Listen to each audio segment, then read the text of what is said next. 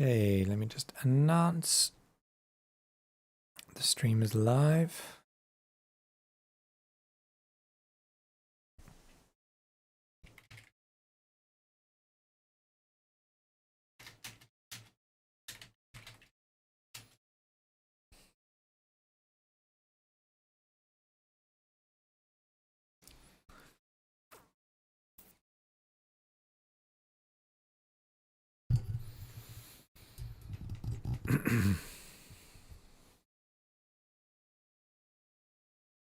Hello again, Jensen.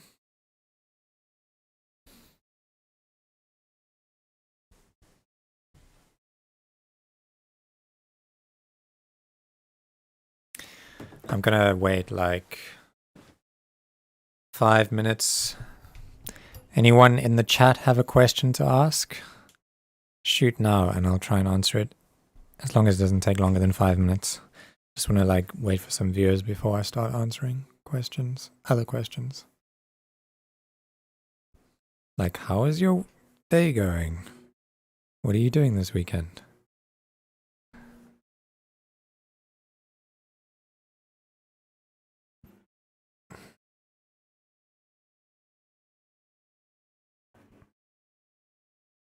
Mm-mm-mm.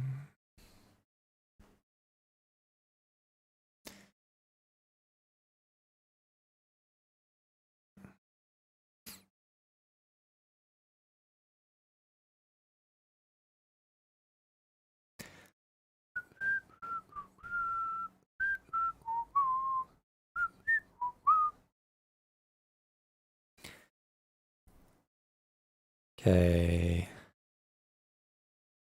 Got some people joining now. Ah.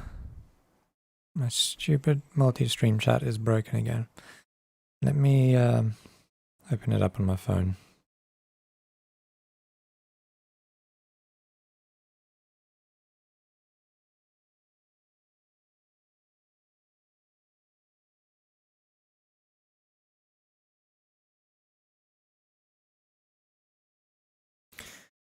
Cool.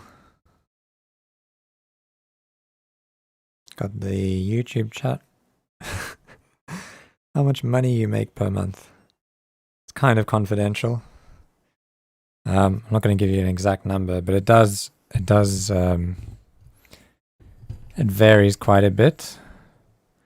And I won't give you an exact figure, but I will say that I'm making more now than I was making in my full-time job as a senior IT engineer in a top company in the financial district of London.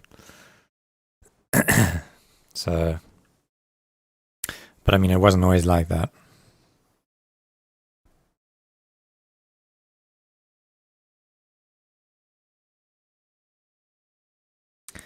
Have you ever produced any liquid drum and bass? Yes, I have actually. It's a bit of a weird one. This track was released actually like last month. Been working on it for like, well, I haven't been working on it for like over a year, but it had been unfinished for like over a year. And then unbeknownst to me, suddenly it was a collaboration, and suddenly like one day it was just out. I still don't have a contract for it, but it's out there.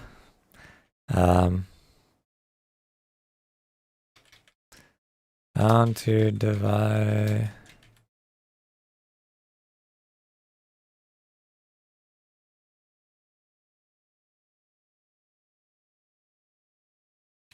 I'm sure I can find it. There you go, For a Lifetime.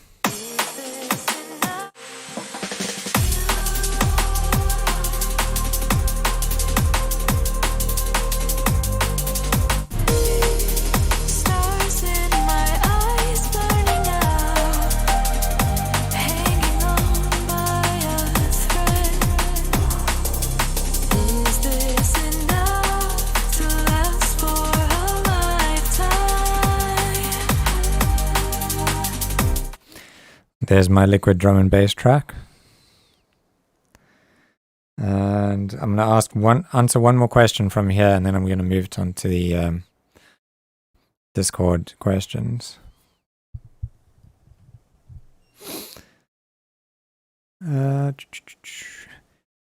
Do you make your living from music? Indirectly, yes. I don't actually make my living from releasing songs. The money that comes in from releasing songs is probably 5% of my income. The rest is all coming from basically teaching you guys how to make music. So sample packs, courses, sponsorships on the channel, affiliate stuff, Patreon. Yeah, that's pretty much it. But most of it is not coming from actual music releases. But hopefully that changes eventually. So yeah, thanks for asking all the questions here on YouTube. I know there's a few more, but people have joined now, so we're going to move on to the Discord questions.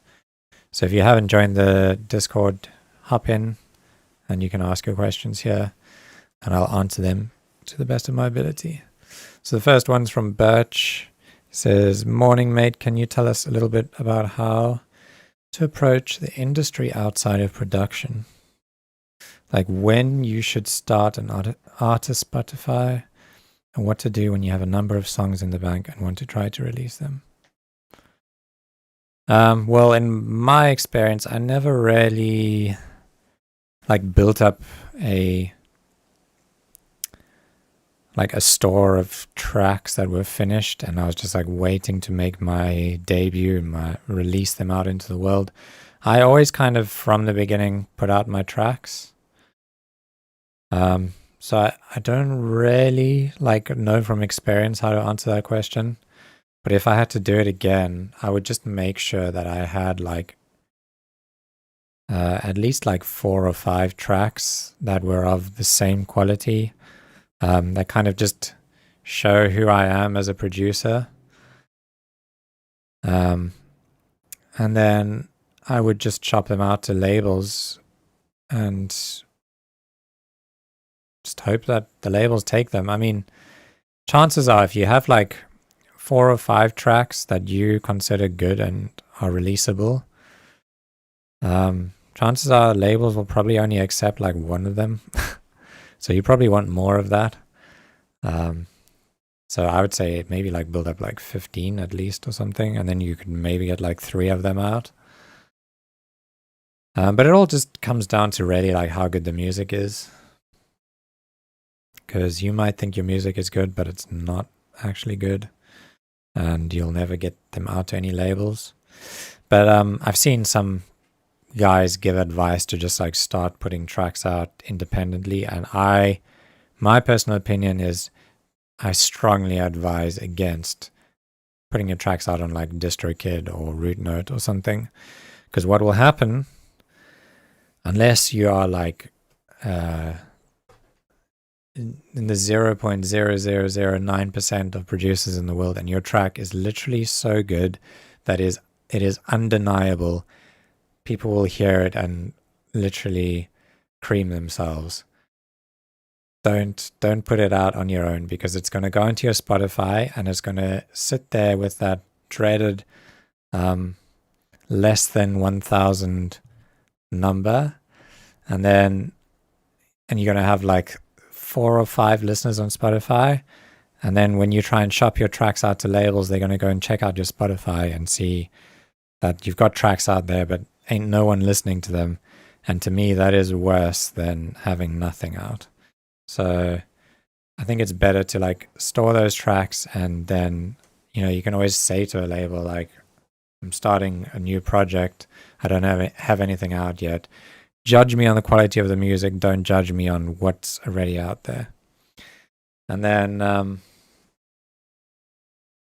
think another important thing is to just have some sort of online presence. So make sure you have an Instagram, Twitter, Facebook, that kind of just shows who you are, because when somebody's like trying to look you up, like an A&R or something, they kind of want to get an idea for the person behind the music. So like as long as you show your face and maybe like a video of you talking or something, they can kind of connect with you and see you more than just a name. So I would at least do that. Don't worry too much about how many followers you have, just as long as you kind of show who you are. I think that's all that really matters.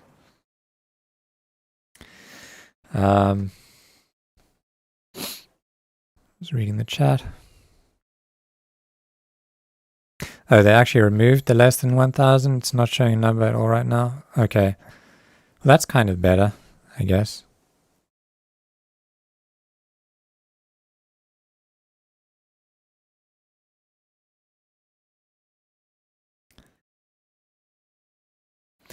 Okay, next question. Whoop. Birch is another question from Birch saying, should I buy Native Instruments Complete 13? And I haven't actually checked out 13. I bought Complete 11 when it came out. And all I really use from Native Instruments is the transient shaper sometimes and the contact instruments. And I use quite a lot of the contact instruments. So I would say that it was still a worthwhile investment. And I think from what I remember, it also has some nice like compressors, like a VC, like the CLA 2A emulation is a great compressor if you're ever mixing vocals, and I think that comes with it. But there's also like a bunch of contact stuff that's really good, like the pianos and the orchestral stuff that I wouldn't be without, so I don't regret buying it. So I would say, yeah, go for Complete 13. It's probably a good investment. Jarvis says, is there a story behind the Bound to Divide name? Yeah, so, well, initially, hang on, let me just close my door because it's really windy outside.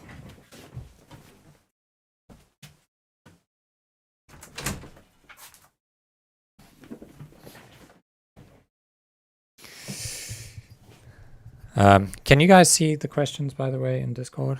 I think you can. Yeah, so initially, I was actually called Jules, and if you like look me up on Spotify, you'll understand very quickly why I changed my name. So here's a bunch of my old music. You can hear how shitty it sounded. But if I go into it, you'll see that like Spotify was really bad at trying to figure out whose songs belong to whose, because there's probably like 1,000 Juleses on Spotify. So like this release, and you'll see here I'm like self-releasing a lot, and I don't think that helped my career at all. But you'll see like on each page there's different releases, and some from me and some not from me. Yeah. So the reason why I changed my name was because this was just frustrating. I didn't feel like going through this every time I released a track, like trying to get things onto the right page. So I thought, let me come up with a name that is like, there's no way that there's going to be another person that's chosen the same name. So I just started like reading through song lyrics to try and find a like string of words that sounded like a name and sounded unique enough that I couldn't imagine somebody else would possibly choose that name. And I really liked the band Tool, and I like their lyrics. I think they were like super profound and interesting. So I thought, let me just sit there and read Tool lyrics. And there's the song right into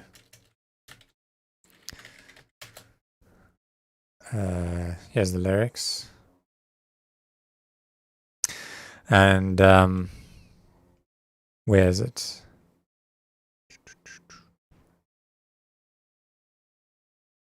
I was just reading through this, and then there we go. When there's one, you're bound to divide it. And so, yeah, I was reading through these lyrics, and then I was like, hey, bound to divide. And I was like, that's kind of clever, because it's like bound has two words, like meaning like it's going to happen, or stuck together, joined together, bound, and divide has the meaning of like separating things. So it's like things are joined together and then separated, and bound could also mean like it's going to also separate. So I just thought it had like some really cool multiple meanings behind it, and I liked the name, and I thought nobody else would have it. What's your favorite Pokemon? Okay, cool. Next one. Correct way to approach mixing, and what are the buses I can have? Okay, so this is like a big topic, but I actually wrote an article about this on my blog, and I kind of, I wrote it quite a while ago, but I still kind of follow this kind of philosophy when I'm mixing, and that is, I'd like to say I coined the term of hierarchy of importance when it comes to mixing. So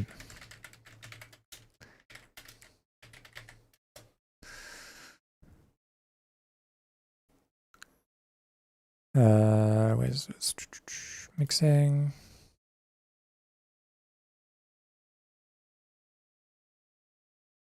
I'm just going to use this as like a general outline for how I describe my mixing process.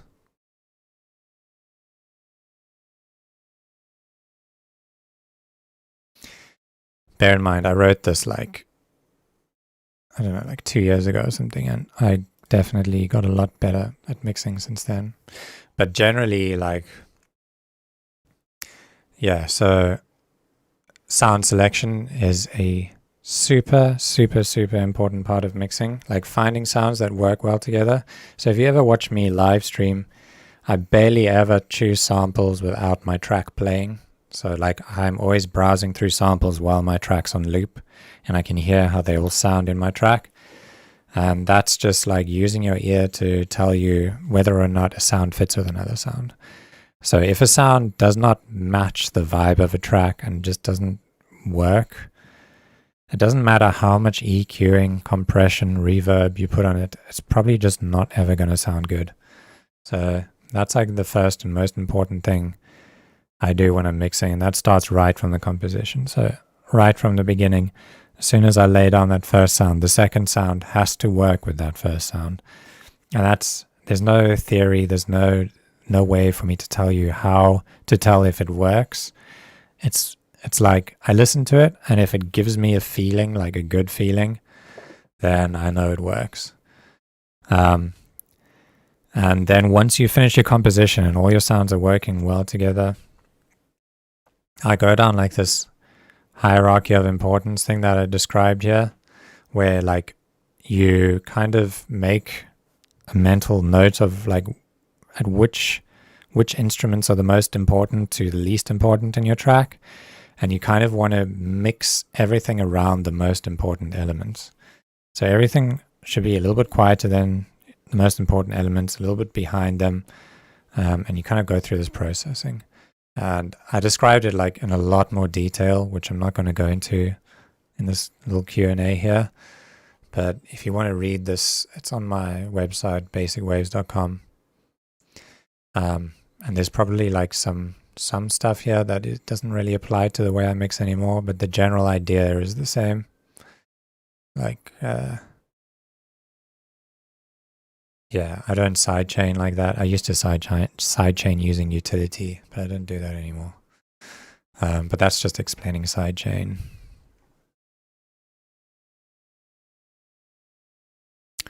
But yeah, so another thing about mixing is to like think about your mix in not in 2 dimensions, but 3 dimensions. So like height, width, and then depth. So like when you're listening to a sound, it's either like in the middle in front of you, and that's like mono, or it's spread out on the sides, or it's like behind you. And there's, I think generally super easy to like play stuff that way. You know, you can either pan it left or right, spread it with delay and reverb and stuff, push it back using reverb, low passing it, turning it down in volume, bringing it to the front by turning it up, giving it more high end. Yeah, I mean, I really explain most of it in this whole article. So yeah, go and check it out. And the second part of the question is what buses I can have. You can have whatever buses you want to have, but generally I put my stuff into a drum bus, and that has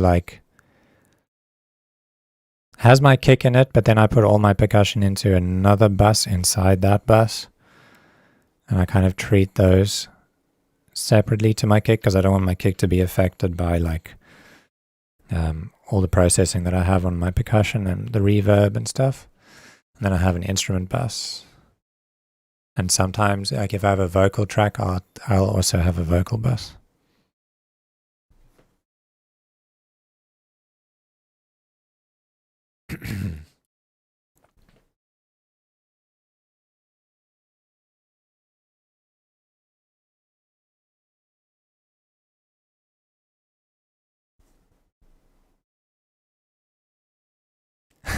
Short buses are the best. Nice one, Brian. Okay, I will get to all your questions on YouTube, but I'm still answering these ones here. Okay. Do you have any Ableton project files for sale that only use stock plugins? Not yet. I will make some templates. I do have my last release, Wait For You, which is doing really well, available for sale on my Basic Wave store. So if you want to go and check that out, you can. It does use a lot of third-party plugins, but everything's frozen, so you can check it out still. But I am planning to make some templates that use only stock plugins so that you can actually use them to produce your own tracks. But not yet. When did Julianism start? It started when Murky joined the chat. Some time ago. I don't know. I think a year ago or something. Murky invented the term. It's now a religion. And George cemented that religion with this image.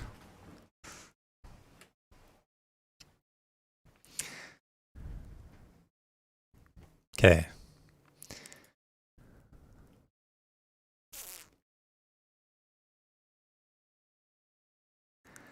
Okay, Sanklo says, hi, if you would start again from scratch, what would you do differently? It depends on what you're asking. If you're asking what would I do differently to make a living faster from music, or what would I do differently to make good music faster? If you're asking about what I would do differently to make money quicker and get into this full time, I would have, instead of trying to do, because nobody was telling me what to do, I was trying to figure out how to make my own way in this career. It was really just a guessing game. There was no way for me to tell if what I was doing was working without waiting to see if it worked. So I would lie in bed at night coming up with all these business ideas, and then wake up in the morning and try them and try them and try them and try them.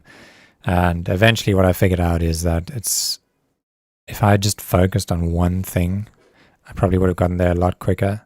So if I could do anything differently, I probably would, right from the beginning, when I quit my job or / lost my job, I would have just sat there and made 20 really good quality sample packs and sound banks and shopped them out to different sample pack labels and retailers. And then I probably would have been shaved at least a year off the painful process of transitioning into this. If you're asking what I would have done to start again, if I started from scratch, what would have I done to make good quality music? I think on that front, I I did it pretty much as good as I could have done it. I don't think there's anything I regret or anything I wish I would have done differently.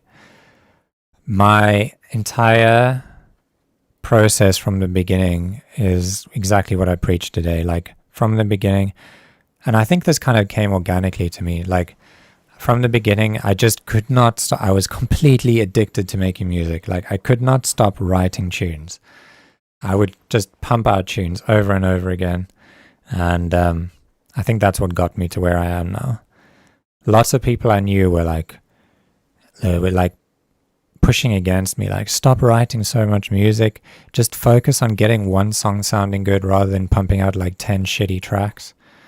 And I still like maintain that advice is bad, and my advice to just write a shit ton of music is good, because like I've preached a million times, you get to practice every aspect of the music production process, from initiating an idea to turning that idea into a full track, then mixing it, then mastering it, then making album art for it, then sending out demos to labels. Like all of that stuff is a skill, and if you just practice that over and over again, you level up everything at the same time. So that's why I keep on pushing that idea.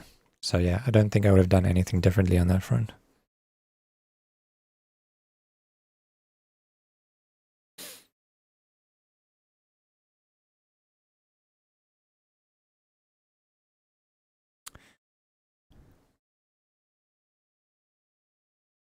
Okay. Next question. Murky. Sadly, I won't be able to join and watch some answers, but I'll leave a question anyway. One of your main tips to improve is to practice producing tracks. What other thing did you do beside practicing music production to get a right mindset to be able to get a nice mix down and creativity of creating tracks? So other than just making music, I had like a group of people around me that I could send my music to and get feedback, and they gave me really good feedback. So, I mean, this is why I do like the feedback streams, and we have this Discord exactly for that reason, so that people can like give each other feedback and tell each other what's working, what isn't. That was a big part of, I think, improving, is because like outside of that, you have nobody who can tell you. Like my wife could have told me objectively subjectively, whether or not she likes the track, but she couldn't tell me how to improve it. So having a group of people that you can go to really helps. And then other than just writing music, I definitely found a lot of help and improved a lot by remaking tracks. So like downloading a track I like and then sitting there and painfully like spending like an entire week trying to remake a track exactly the same way that it sounds, as close as possible. I think those are some of them. Like every time I've done that, still even today, every single time that I come away with like a whole plethora of new skills and ideas. And truthfully, I've only remade probably like a handful of tracks in my lifetime. Like maybe like 11 to 15. I know that's a weird number, 11 tracks in my lifetime, but genuinely every time I come away and I'm like, wow. It's like that scene in The Matrix where, you know, he's like, I know Kung Fu. Like that's how I come away every time I remake a track, because you get into these habits of doing the same shit over and over again, writing the same chord progressions and the same like melodic ideas, mixing in the same way, choosing the same samples. And when you remake a track, you suddenly hear all these things and arrangement ideas that you never even considered before. And you almost every time I remake a track, I come out of it and I write like my next best track. So definitely sit there and remake tracks as much as possible, probably more than I did. I think I should have done that a little bit more, maybe. And what else? Yeah, so getting a good mix down, it's just about ear training. So in producing tracks, you'll train your ear, but even now when I'm mixing tracks, I always drag in a reference. Otherwise, it's like you're just guessing on how like to set your levels and stuff. So I'll drag in a reference track, and then I'll look at like each different frequency band and feel like how loud is their bass compared to how loud is mine. One of the most simple tricks I learned that has been the most helpful thing is like if you drag in a track and that's your reference. Someone from a Discord that I was a part of long ago, well, still am a part of it, but gave me this tip, and that is to disable your reference track, set it to external out so that it doesn't go through your master chain. Then right-click the solo and edit your key map and set it to the button underneath your escape key, and then hit escape. And now, every time I tap that key, I can hear my track. Every time I untap it, I hear my mix down track. So every time I tap it, I hear the reference. Every time I tap it again, I don't hear the reference and I hear my track. And it's super easy now to like A and B between your tracks, and you can compare the volume of your bass, of your hi-hats, of everything. You can compare the width, and it's just like you can immediately hear the differences. And this, every time I do this, like my tracks level up like 10 times. Like yesterday, that track that I made on live stream, after I took my break, I went and I dragged in a reference, and I worked on that track for like another few hours. I probably should have done that on live stream to show you guys, but I just didn't. But I think that track improved like tenfold from doing that. So yeah, referencing is a huge one.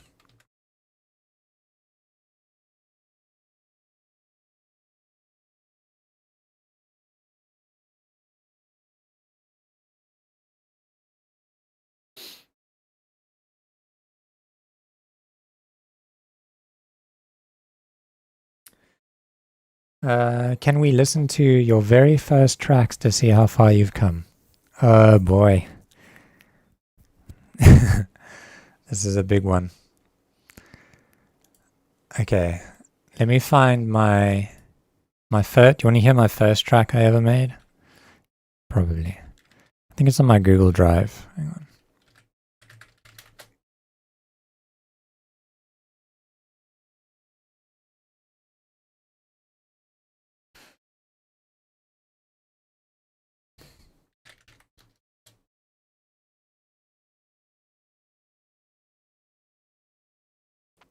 I found it. This is going to be so bad. I don't know if I can sit through this.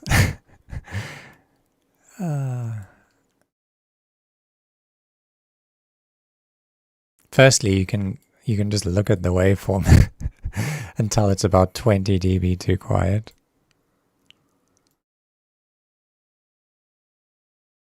And so I sampled Bane from Batman. It's a long track.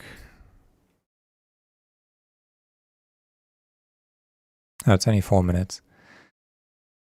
Okay. I'm not sure if I want to do this to myself.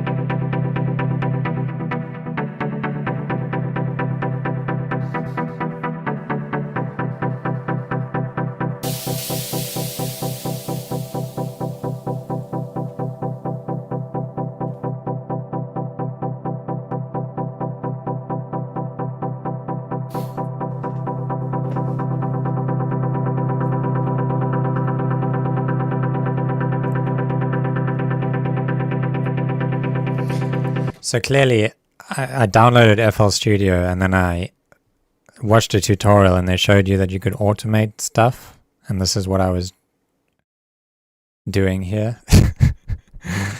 Really badly.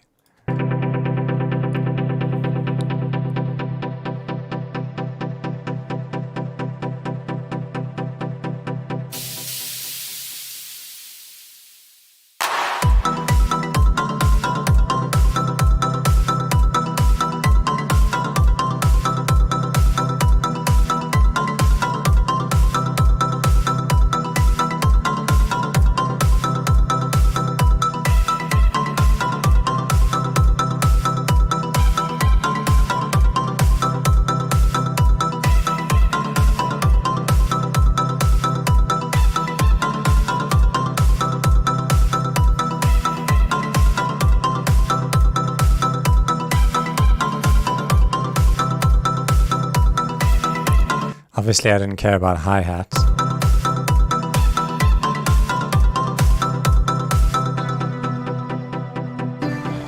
Oh, you think darkness is your ally? You merely adopted the dark. I was born in it, molded by it.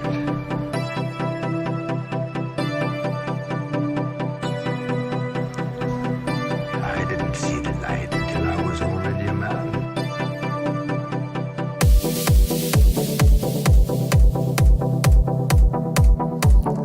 Okay, I think that's enough of that. It doesn't really change much. But there we go. That's literally my first track.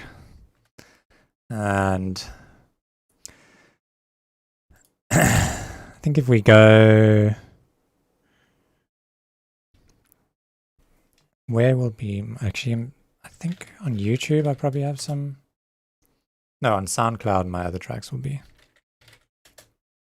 Interestingly, one of my most successful tracks ever was like my second or third track, which was a remix. So there was this like Volvo advert that came out. And it had this really, really nice track with some girls singing, but it had no drums in it. It was just like atmospheric and had some girls singing in it.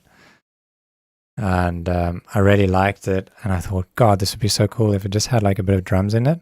So I downloaded the track like off YouTube. I just ripped it from the advert and added a Vengeance like dubstep drum loop under it and uploaded it to YouTube. And I got like, I think 150 to 200,000 plays because people were just had the same idea as me. They were like, I wish there was a remix of this. And they searched it and they found it. And then I got like all those plays on it. And then I got not a copyright notice, but literally a takedown strike. So like they take down the video and your channel gets a strike. That happens 2 more times. And, you know, my Bound to Divide channel wouldn't have existed anymore. And I think I can find that track on my SoundCloud still. Not sure. Made of. Here we go. So it's this track here. So you can see it actually got a bit of attention too on SoundCloud. Got 13,000 plays. Like over, I think it stops at 50 downloads, but it there's more downloads. Like it stops displaying how many downloads there were or something. But anyway, yeah, this track got really big on YouTube. And all I did was like literally put some effects and a dubstep drum loop under it because I felt like that's what it needed.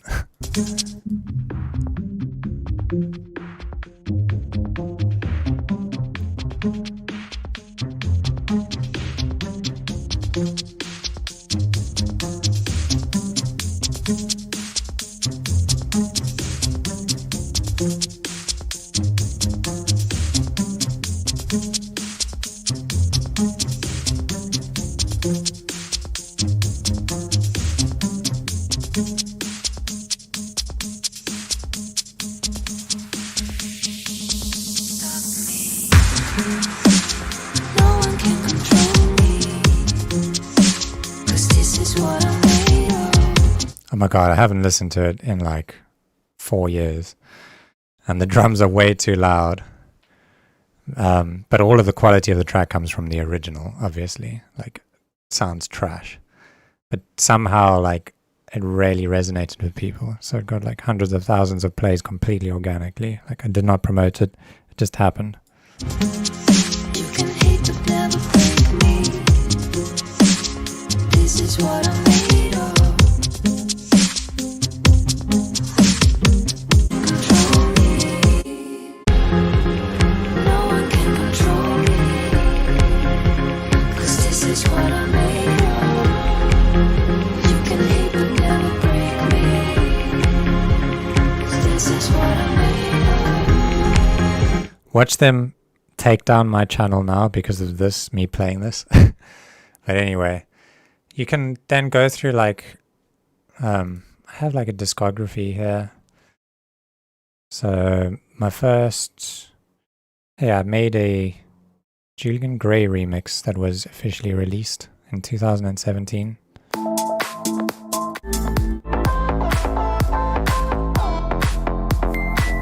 And then this was like my first track that I was like happy with.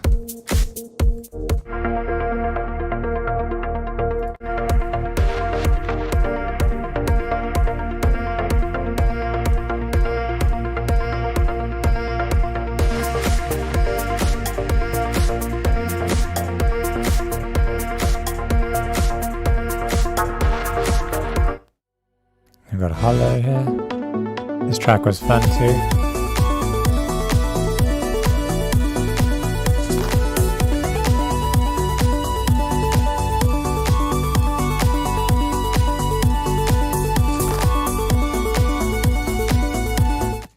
I'd say this one, What I Do, was like my first track that actually did well. This was a collaboration with T-Nan, and he did all the mixing and made the track sound like good quality. So, like, credit to him.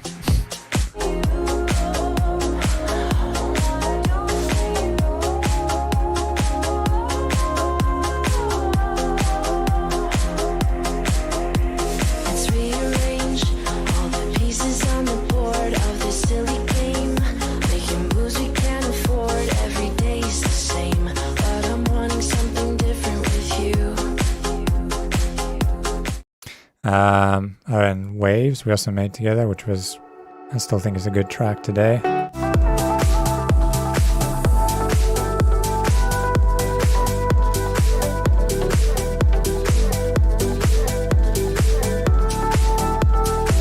And then I've got this Together EP, which I think was also around 2017 that I released.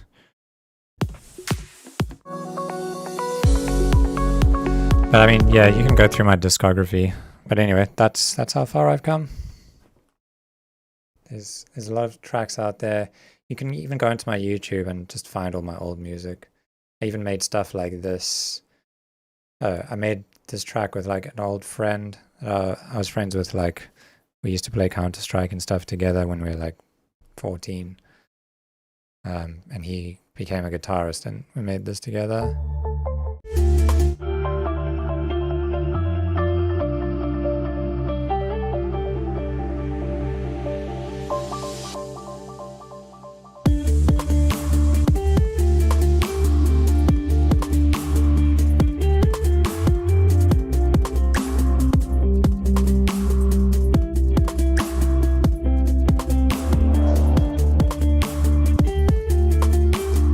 This.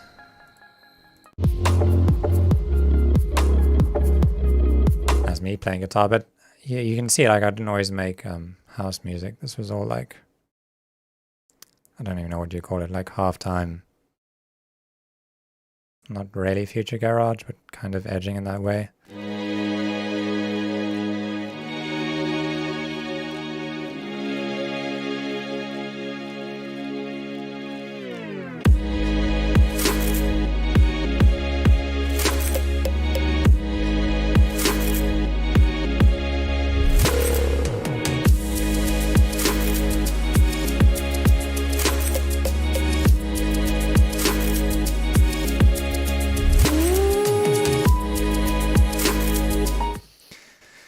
Anyway, yeah. So feel free to go and stalk all my stuff. Let's continue on to some more questions. Final question from Jensen. I have problems when I export audio from Ableton and it doesn't sound the same after being turned into a WAV file or an MP3 compared to the Ableton file. What are the best export settings for it to sound almost exactly the same as the project file? To be honest, I've never experienced that. It always sounds the same to me. But my export settings are these, usually. So 16-bit WAV file, rectangular dither. Doesn't really matter what you choose for dither, but I usually choose some form of dithering. And then I make an MP3 file, and I don't do anything else. That's my settings, and to me, I've never heard any difference. So I don't know why that's happening for you, to be honest. Okay, next one, Beos. Can you think of any specific mistake you have been doing after fixing it, your sound design or mix drastically improved? Yeah, actually I can. And this is like full credit to Inama. It was actually like maybe a year and a half ago or something that I saw like a course from him, and then I messaged him about tutoring, and he listened to my mix down and he was like, hey, like your low end is the weak point in your music. And I was basically like over compressing my low end, and I was using kicks that didn't have enough punch to them. So basically just freeing up my low end to like breathe helped a lot. Instead of like, I used to go on my master and put like a multi-band compressor and squash the living shit out of my sub, and it would have like absolutely no dynamics.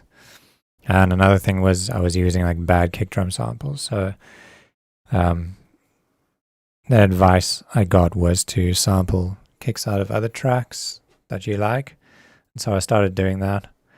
And I think the low end on my tracks like improved a lot. So that was like one moment where I'd say my mix downs improved. But other than that,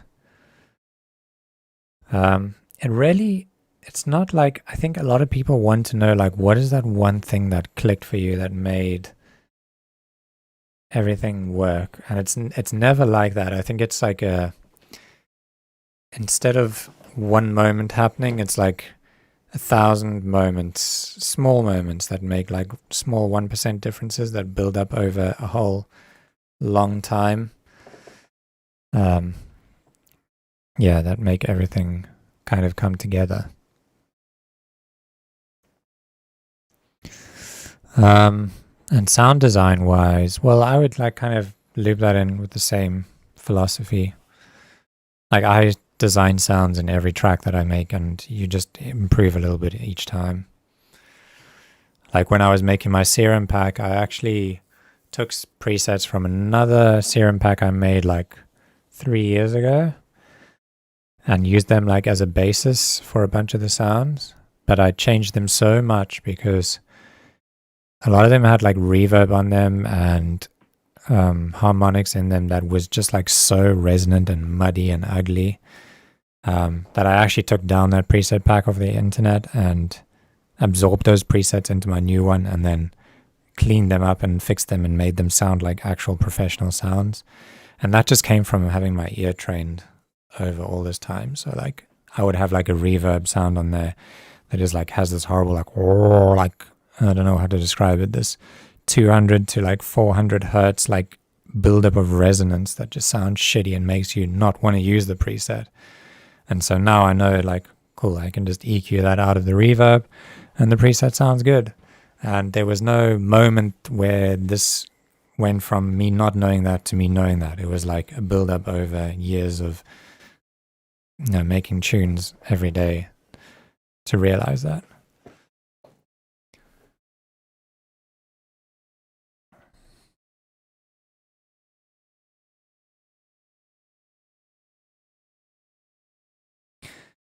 Why are you surprised that I'm only using 16-bit?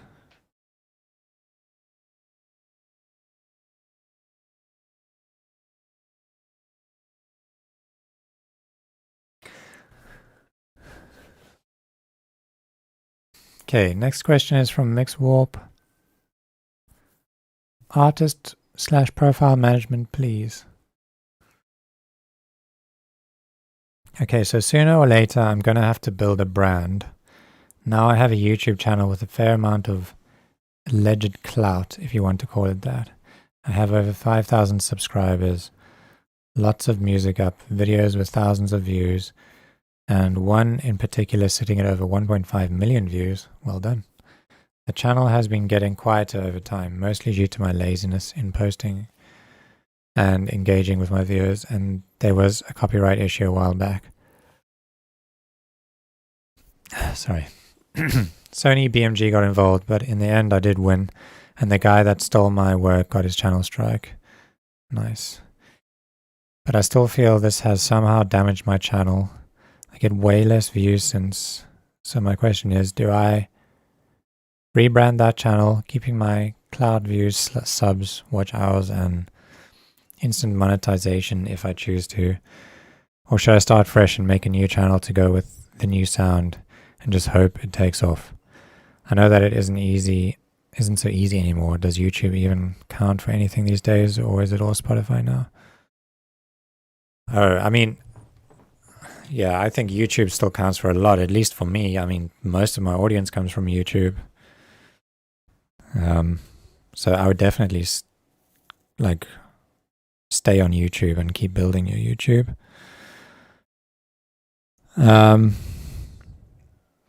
In terms of should you make a new YouTube, I don't think you should.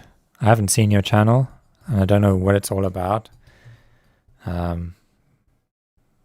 I think you're better off just keeping on uploading to that channel, and if people like your stuff, they'll find you and they'll watch it, and then that'll jump that algorithm. So yeah, I wouldn't make a new one. I would keep uploading to that same channel and focus on putting out super high quality content. People will find it and it will take off. That's what will happen.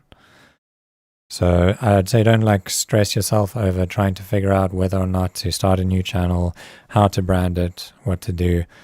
My channel took off pretty much as soon as my music started sounding somewhat professional.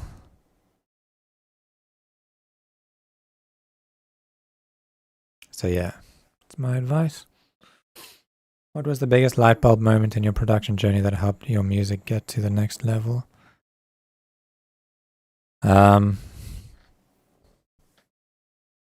Yeah, I think I've kind of... Sorry, I don't know why I keep yawning. I've kind of already answered that question in terms of, I don't think there was one big moment. I think it was rather than thinking of it like a light bulb moment, think of it like a skyscraper in Dubai of flats. And each of those flats has a few light bulbs in them. And over the years, the light bulbs get turned on one at a time, and they make small 0.5% improvements to your music. So I honestly can't really think of a huge moment. I think if I had to recommend one thing though, or maybe two learning resources that really changed me from one moment to the next. One was Centorial, which is I have an affiliate link for them, but that's not on my YouTube channel. So me saying this is going to earn me no money. So I'm just putting that out there. This is not an ad. I'm not going to make any money from this unless you go to my website and go through that and then buy it. But I used Centorial to learn basic synthesis, and I feel going through that shaved probably a year of the sound design process for me.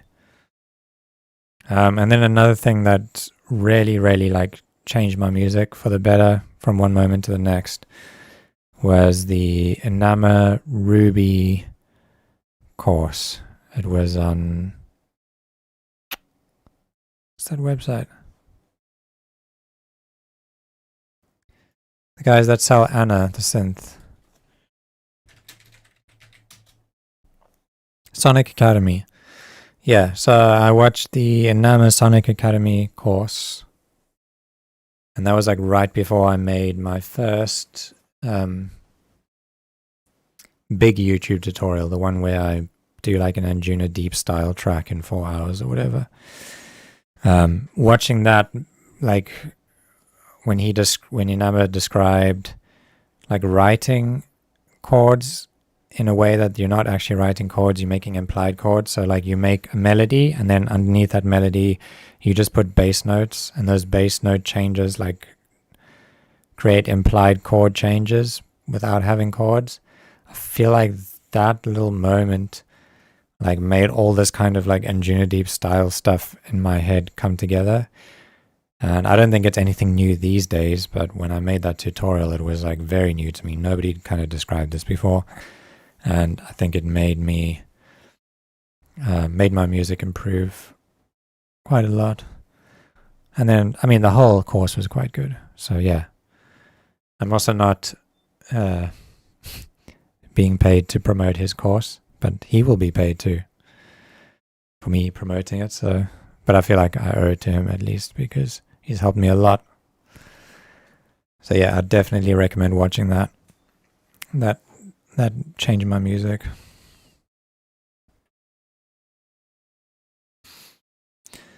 Next question from Amber. Is there anything that you find particularly stressful about doing music full time? If I had to compare it to my job, my old job, I wouldn't even call it stress. But there is, I mean, at least now, when I was getting into it, it was like the most stress I've ever experienced because I was making so little money and struggling. I thought I was going to be homeless. I thought I was going to lose my mortgage. It was horrendous. But now that I'm like established, the stress is for the most part gone. I'd say most of the stress comes from me having too much on my plate and never saying no to anything. So like I get a lot of collaboration requests from really good producers, and I never want to turn them down because I want to do them. So I always say yes. So this like leads me to having too much stuff to finish on my plate, as well as like getting too many requests from like companies offering like affiliate programs and video sponsorships, and yeah, like just video collaborations with labels. There's just so many, and I know I probably sound like I'm tooting my own horn, like boasting about all the work I'm getting now, but I'm just trying to say that it is, at the moment, I'm super grateful that I'm actually in this position, but yeah, it can be quite stressful, like waking up and having this mountain of things in your head to get through. And then while you like thinking about that, you get like another 3 emails of stuff that's being offered to you that you don't want to turn around, that you end up saying yes to again. And then like that stress builds. But I would say like all the financial stress is pretty much gone. And there's no stress of having like a boss telling me what to do, or the uncertainty of having a job.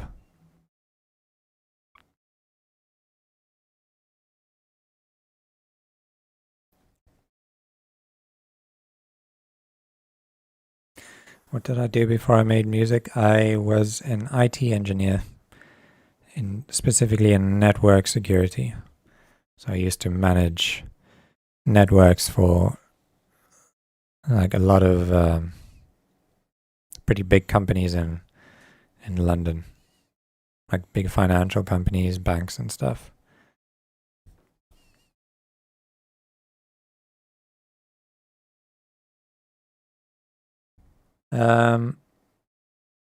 Any chance you could build the Enama hands that feed pluck sound? I can. Should we set like a 20-minute timer and I can try and make it. I don't want to like spend too much time on this. Let's see. I did say that I would try and answer every question, so I'm not going to turn down this question. I do have this track downloaded.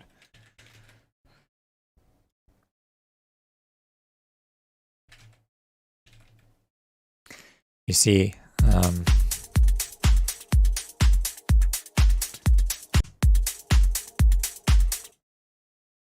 there's the AIFF.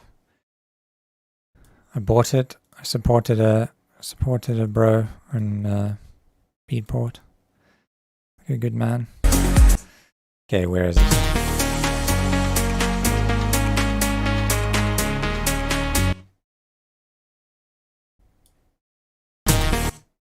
What's the, is it 124 this track?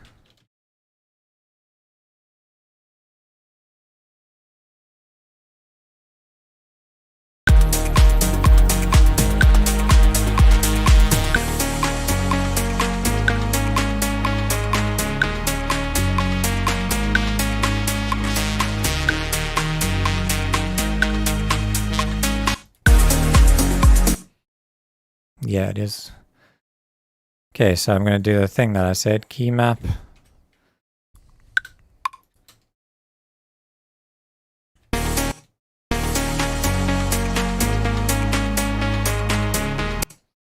Okay, I'm just going to make this part.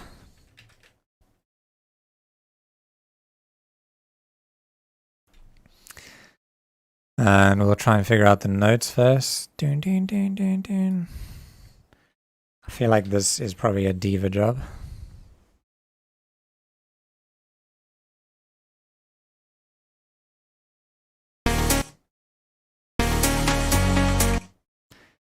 So it's 8th notes. Dun, dun, dun, dun, dun. Let's quickly just load up some random preset. That sounds... I'm just going to use this simple one.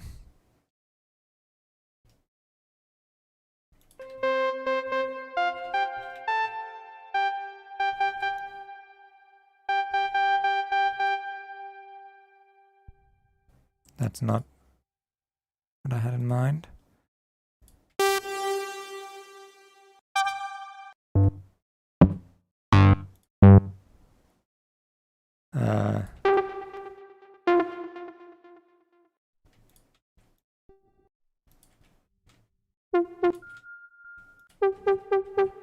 Maybe this one.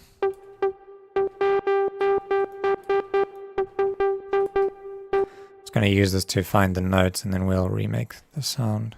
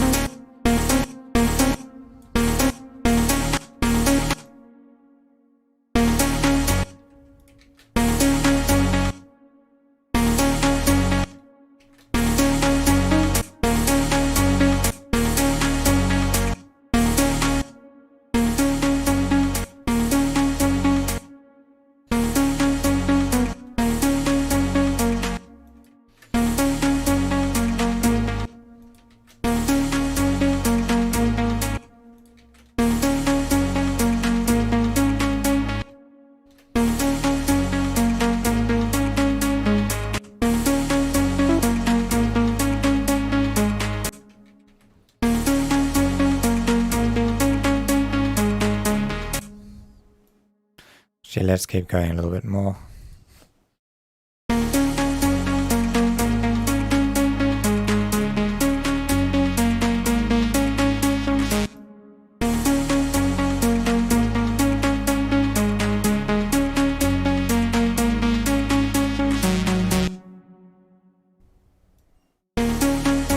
What's this last one?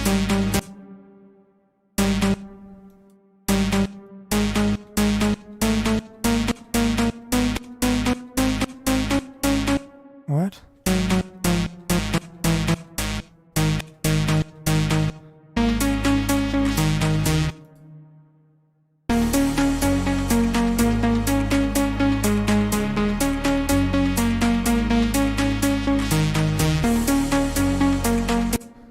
Okay.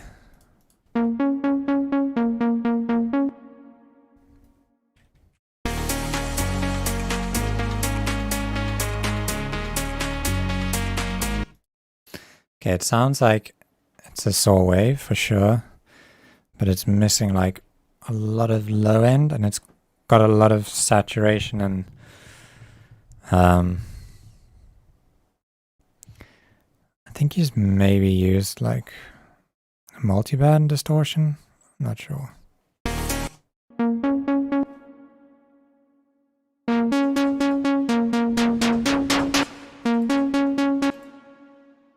I'm gonna turn off this noise from this one. Actually, let me start from scratch so that you can understand what's actually happening.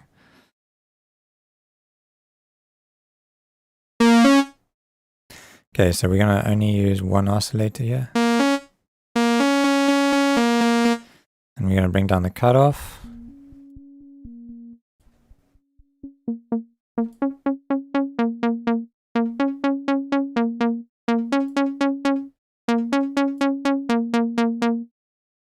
I might use this high pass filter.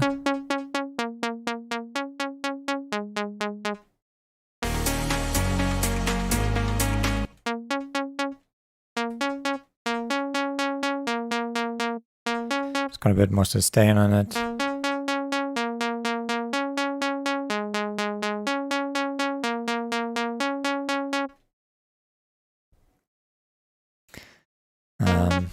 Maybe a little bit of noise in it.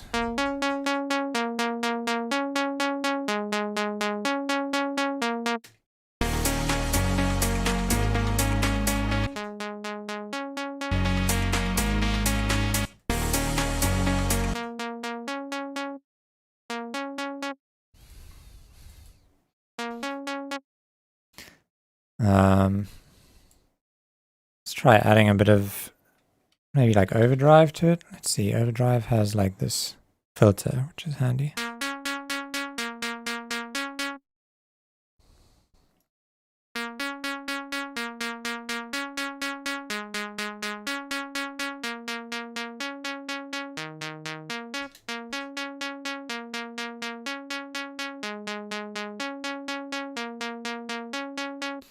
And then it sounds like he has some really like atmospheric reverb, so I'm just going to use shimmer.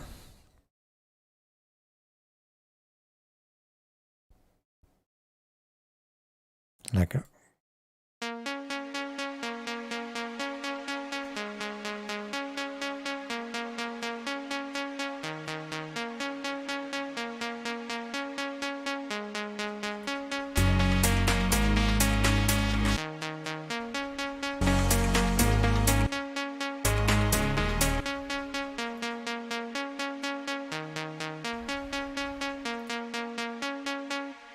it sounds like it just gets a bit more sustained.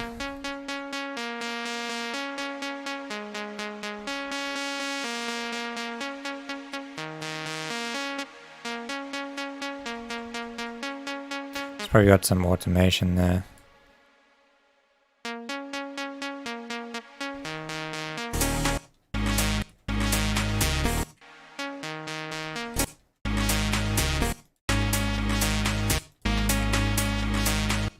I think a lot of the sound comes from automating stuff, so like here you can hear the attack going up.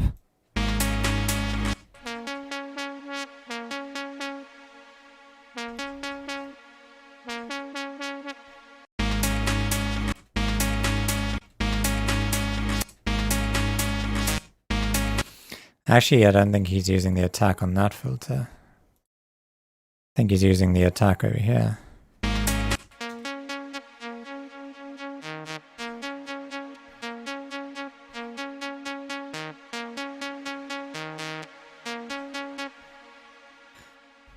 I don't actually know what he's done. It's like it's still got attack, but it's kind of going up. It's weird. I don't know.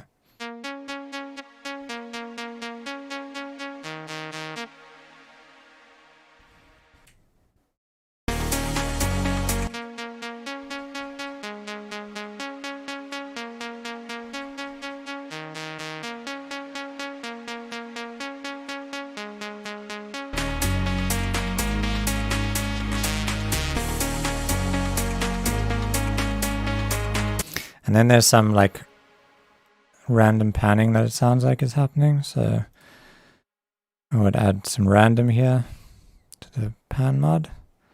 And then kind of increase it over here towards the end.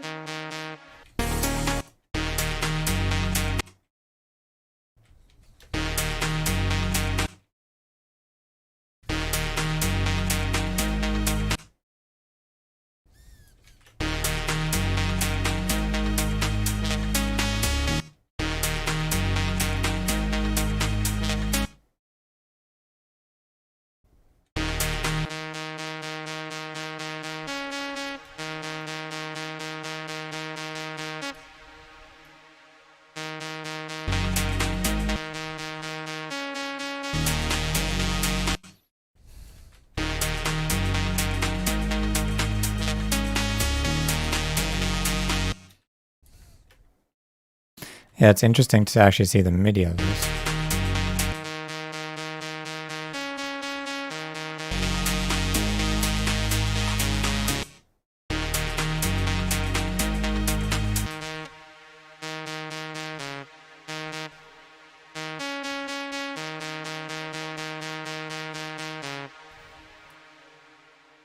Ding, ding, ding, ding.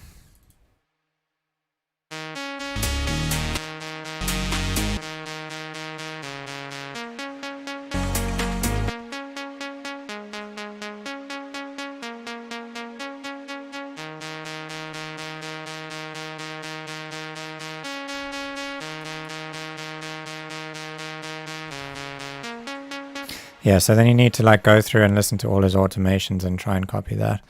But I think it's a pretty simple sound with a ton of automation on it. Okay.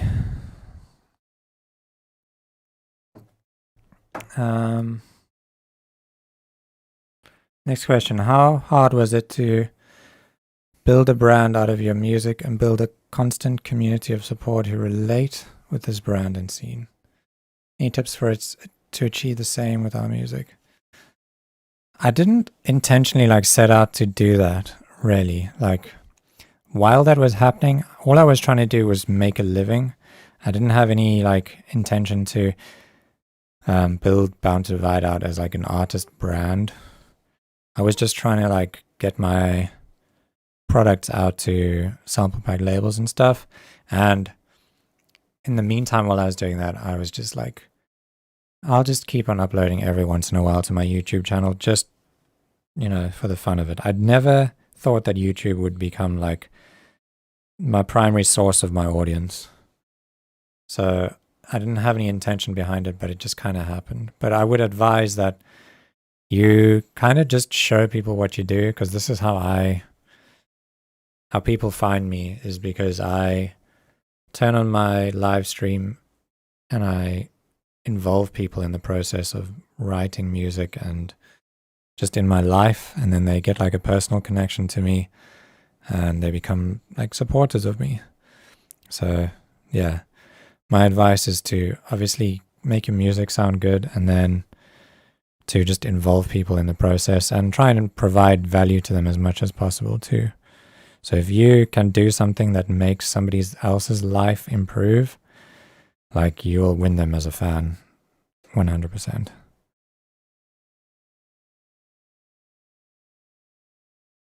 So like, obviously what I did to provide value was to show people how to do what I do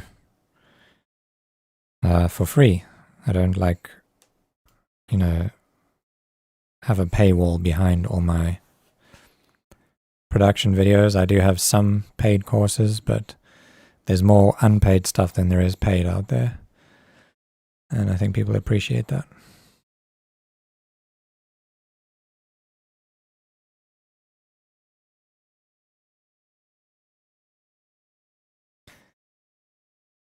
In the beginning, did you ever have issues with procrastination, fear of rejection, or feeling your songs just suck? So how did you overcome this? Yeah, I still have those issues every week, really. I struggle sometimes to get going in the morning. Sometimes I don't feel like, doing what I need to do.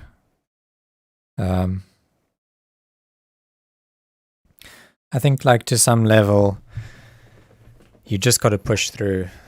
Like, if you're procrastinating or you feel like you don't have motivation, just sit down and just bloody do it anyway, like, don't give in. It's like the same thing as exercising or learning an instrument. Sometimes you just don't feel like doing it. But if you sit down and you force yourself to do it, eventually something cool will happen and then you'll find that motivation again. And I've also had fears of rejection. Well, not too bad. I've never been too worried about like labels rejecting me because like what's going to happen if a label rejects you? You send an email to them, they don't respond, your life doesn't change. Send an email to them, they respond and they say no, your life doesn't change. They say yes, your life changes. So, like, there's no negative outcome really there. Like, there's no difference between not sending an email and being rejected. Like, it's not it's nothing personal. They're not rejecting because they don't like you as a person. They're rejecting just because the song doesn't fit the label.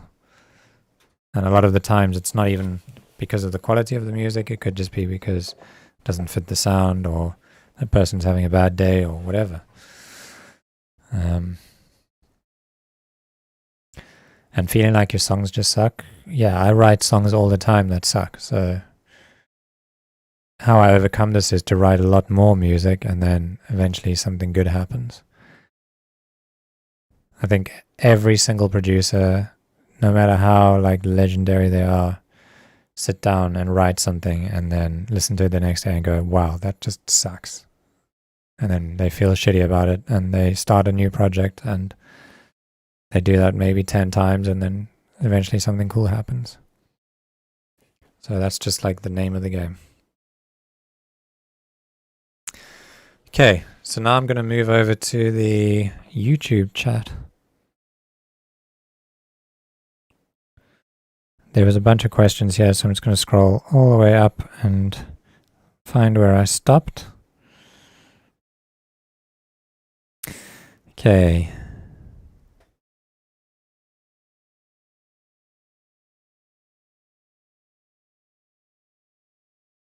What's the basis of melodic house? How do you get those sounds? There is a tendency to sound at certain frequencies to sound like this magical. I must be honest, I literally have no idea what this question means. I don't know how to answer it. I don't know, maybe it's like a language thing. I'm not trying to be rude, but I just don't understand the question. Maybe you can try and rephrase it.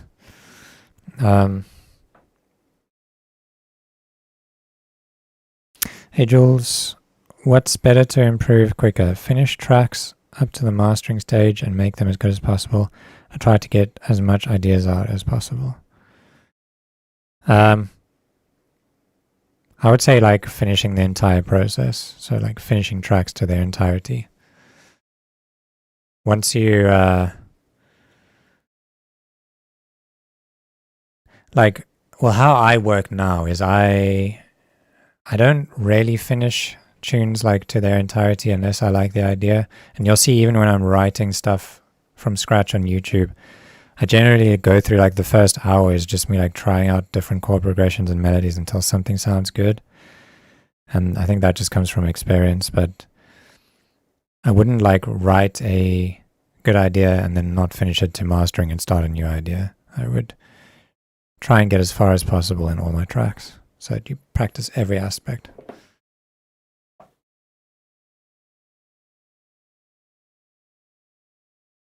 How long have I been producing? Around 6 years now.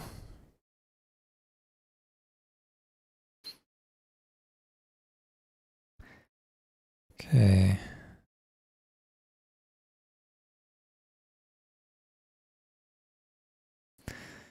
Regarding chords, what is simpler for you, starting with the top or bass note?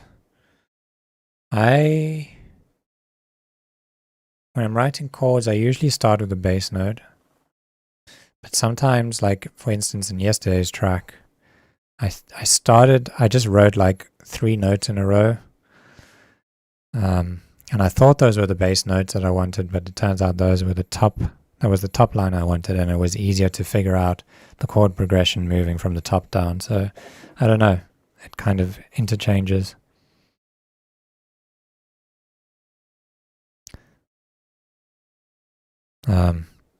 I think sometimes, like if you hear something in your head and you can like hum a melody, that's usually the top of the chord progression. So it's probably better to start with the top. Why do you think self-releasing didn't help your career? Well, I don't think it didn't help. I know it didn't help my career because when you self-release stuff, I mean, unless, like I said, it's like undeniably amazing and people like share it by word of mouth, which, I mean, let's be honest.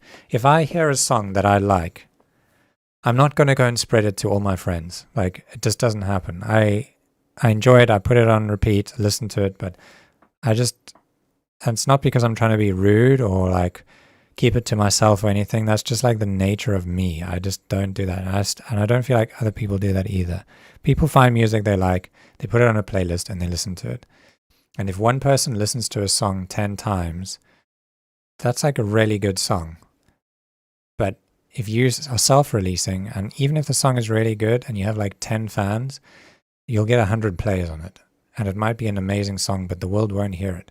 You need to give your music to somebody who can promote it and get it out to like the masses. That's why I would say don't self-release. It's terrible advice.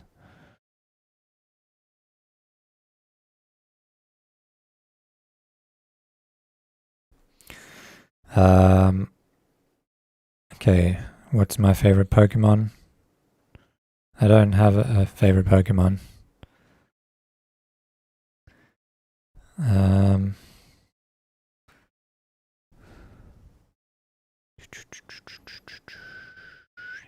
Your go-to plugin for atmospheres and bells? Omnisphere, probably. Are you using any room correction software from Chez Jose? I actually did buy, oh god, what's it called now? Just gone blank. Sonarworks. But I don't use it because it changes the output on my DAW to sound in a certain way for my room, and most of the time I'm producing, I'm live streaming, so it would change how it sounded for everybody else. And so I decided to turn it off, and kind of I'm just used to my room now.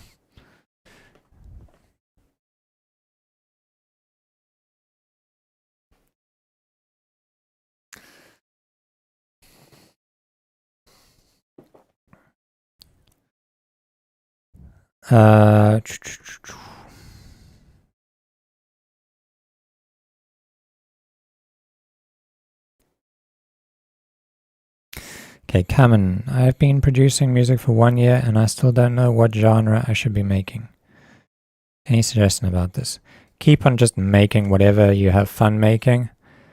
That's what I did. That's why when I showed you all my old first tracks, there was like a range of different stuff. I mean, I didn't even show you like all the dubstep stuff, but I made a bunch of dubstep stuff.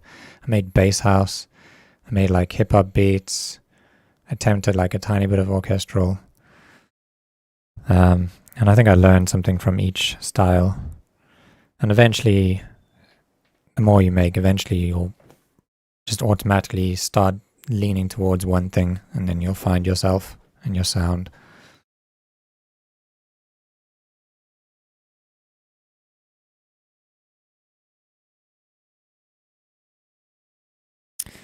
Do you think that is needed to improve to make your fave tracks? To remake? Do you? I guess the question is, do you need to remake tracks to improve? No, I guess you don't. You can probably get there without doing it, but I think if I didn't remake tracks, I would probably be like 2 years behind where I am now.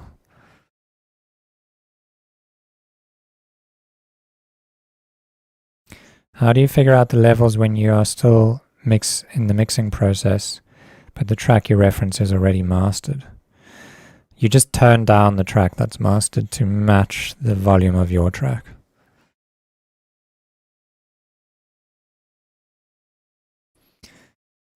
So yeah, so like, how do I explain this? I'd need to open up a project to show you, but basically, like, you just need to like listen to your reference, see how loud it is, and then turn it down so it feels as loud as your track, and then you can begin to match how loud the hats and bass and everything should be.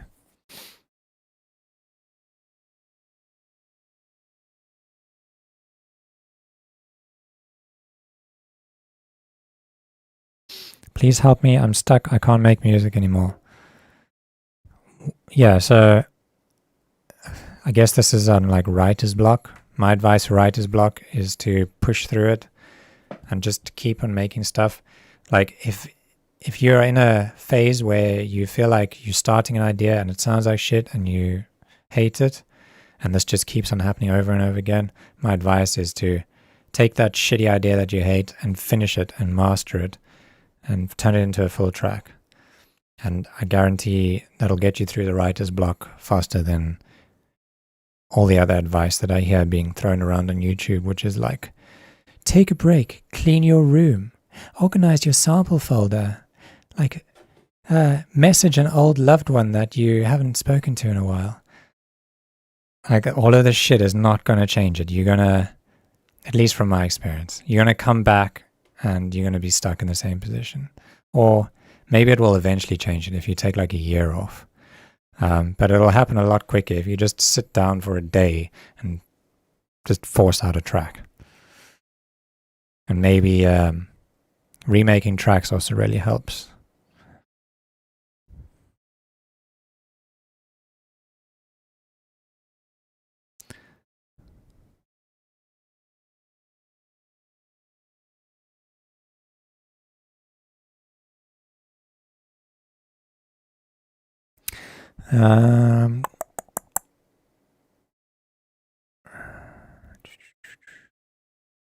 People are suggesting a Bound to Divide remix competition. I think something like that might be coming.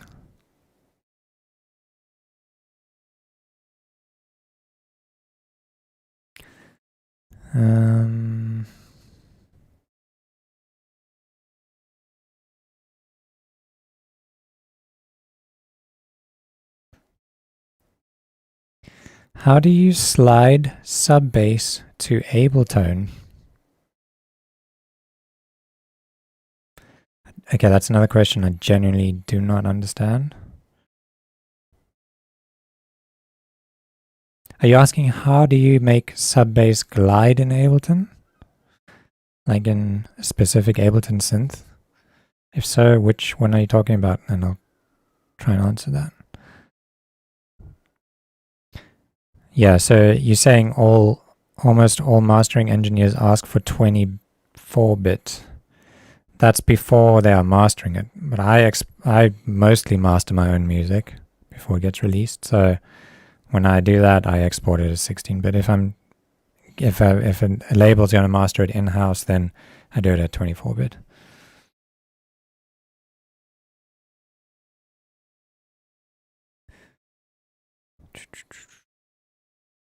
Just scrolling. Do you have other passions beside music? Yeah, I also surf, which is, I would say, my only other hobby, really. I'm also a father. And passion is how children come around, so yes, I would say that's another one of them.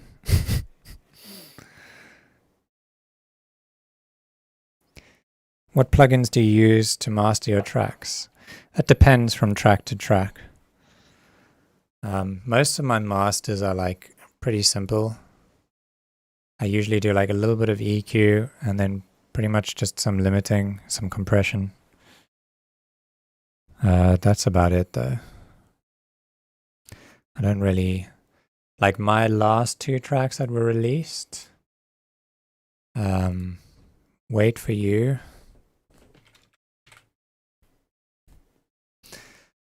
When I was going through the project the other day, like I did a breakdown of it on the Sakura channel. You can go and watch it. I looked at the master channel and I was like, oh shit, I literally have like 2 limiters on the master and nothing else. So that's the master for this one, which just like ties back into the idea that, you know, you should work mostly on your mix down, getting your track good. Don't rely on the mastering to get it sounding good. But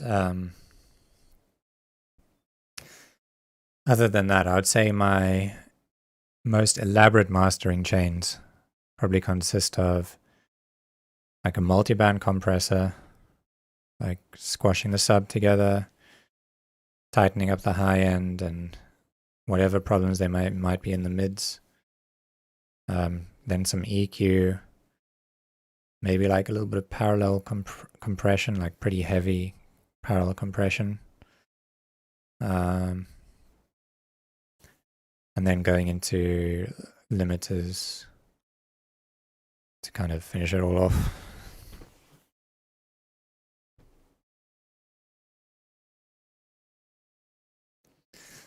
Hang on, I think some more questions popped up here. Oh, there's Uoak. Uoak is the owner of Sakura. Nice to see you in the Discord. It's answering a question there.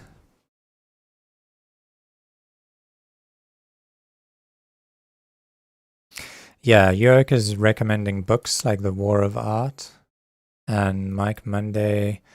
That's actually a book I read. I think it was Mike Monday's Dance Music Manual. Is that Mike Monday? That was like the first book I read. And I think it was pretty handy. I think I learned some stuff from it. It was like a nice basis.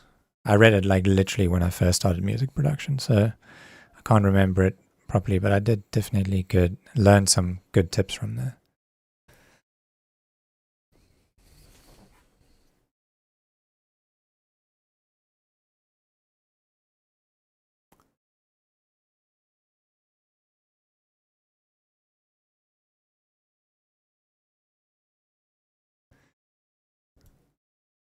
Do you know Mercy Eclair by Stavros? And what kind of music should it be called? There is a lot of ideas. I would want to use a melodic house song. No, I don't. I do not know that person or that song.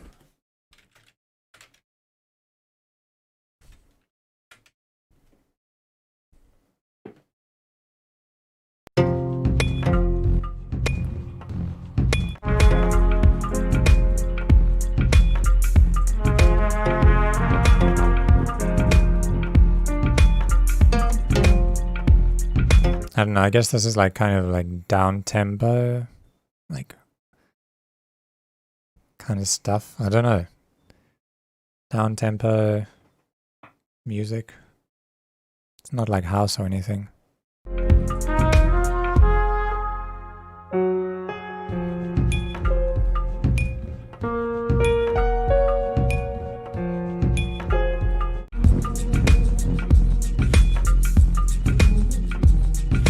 Yeah, pretty cool. What kind of music should it be called? Yes, I don't know. And there's a lot of ideas I would want to use in a melodic house song. Yeah, that's a great way to like approach music production and listening to songs and getting inspiration.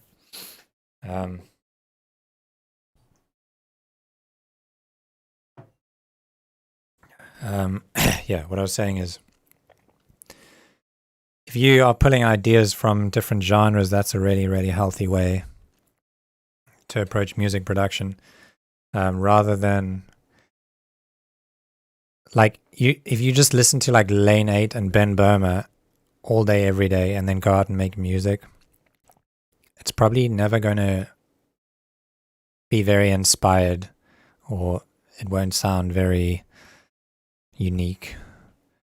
Like, I listen to so much music that is got absolutely nothing to do with the style of music I produce, and I'm always like pulling and drawing from that. And I just watched a couple of months ago, Kidnap has a masterclass kind of thing on IO, and he put it really well. He said, like, he was talking about inspiration and how it's like quite similar to human like genetics, in that, you know, you don't want to inbreed. You kind of want to pull genes from different people and different tribes or cultures to get like the healthiest people. If you just keep on inbreeding, things kind of get like weird and weak.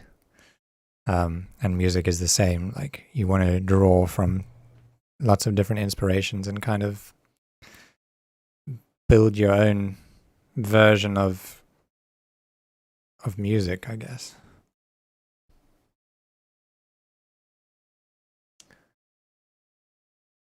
Don't worry, Wes. Your contribution was good. After watching your video with metric ambiguity, I failed miserably trying to recreate the melody of the song Luminous by Fabrication. Could you look into that? Let me check out the song, see what it sounds like.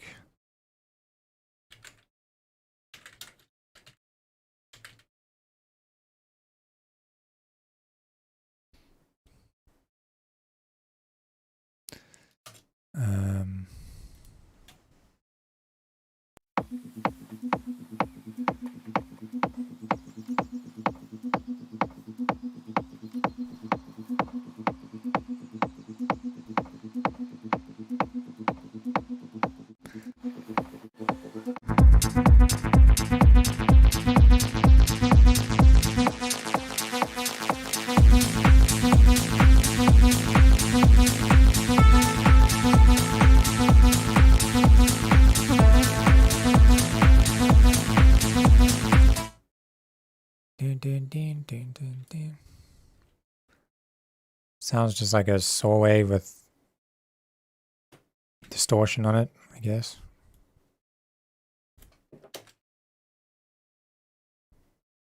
Let's just reuse this as a bass.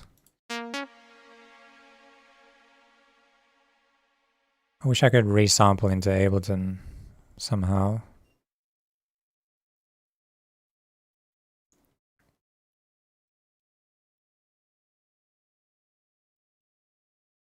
How do you listen to the music over your monitors and speak at the same time? Shouldn't your mic get the sound as well?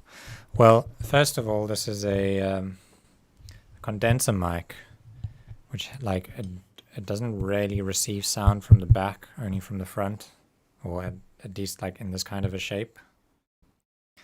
So it's like only really listening to what's coming from in front of it. But I also have the gain turned down quite low. So if I turned up the gain, it would start picking up every little sound, like the wind blowing and my chair squeaking and stuff. But I have it turned down enough that it doesn't really feed back. Okay. Well, while we're waiting for more questions, I'll try and remake this pluck.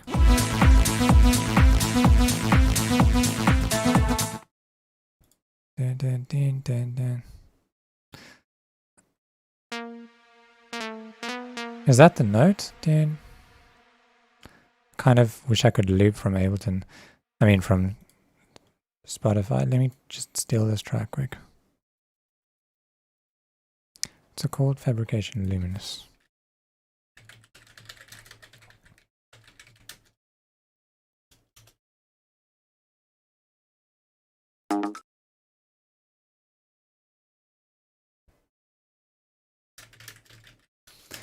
Yeah, if you guys want to know like anything like from my projects, if you want to see how I made a sound, or want to ask me anything else, absolutely anything goes.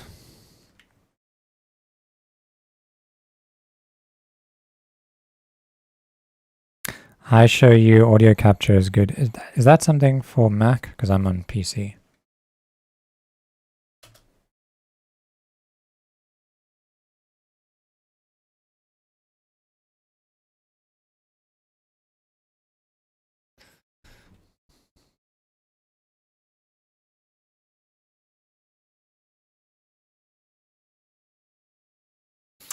Yeah, so one moment, I just want to read something quick.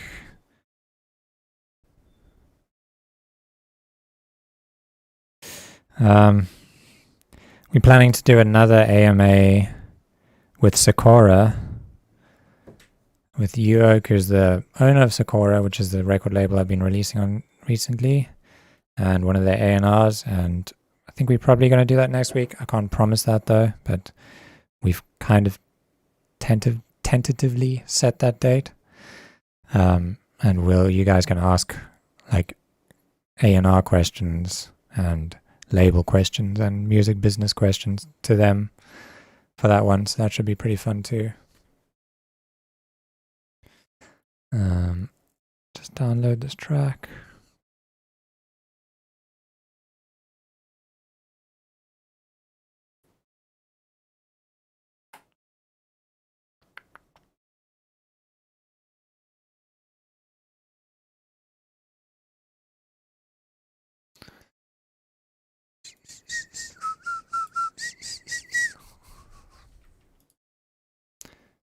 What's the BPM of this?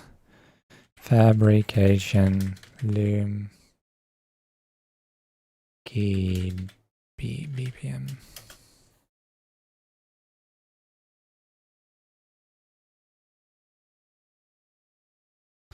This one's 126.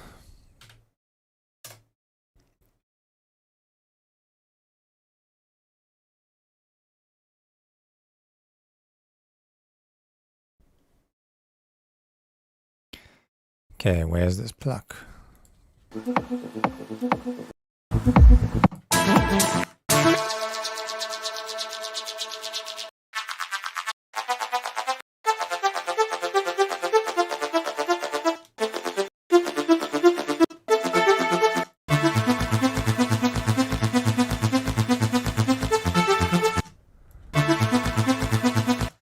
Okay, I guess this is the section we'll remake.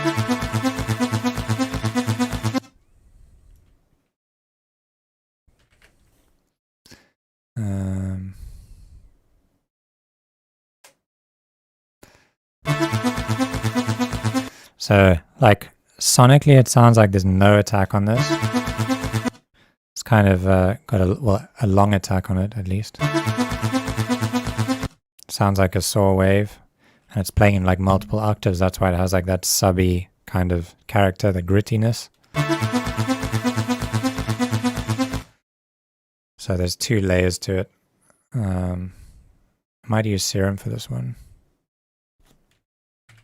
actually.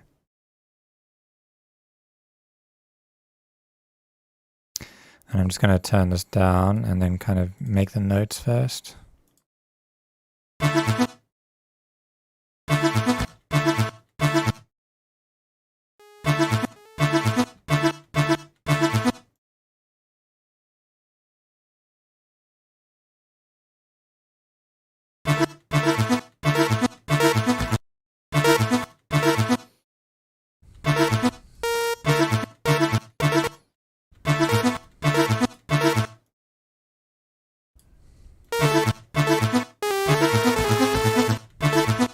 Is that the right note?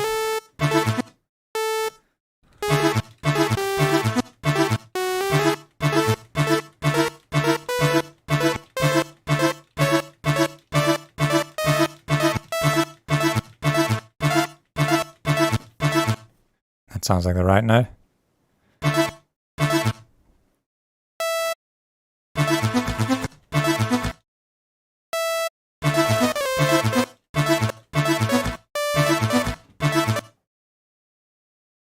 See, I'm really bad at hearing notes, so that's why it takes me a long time to figure them out.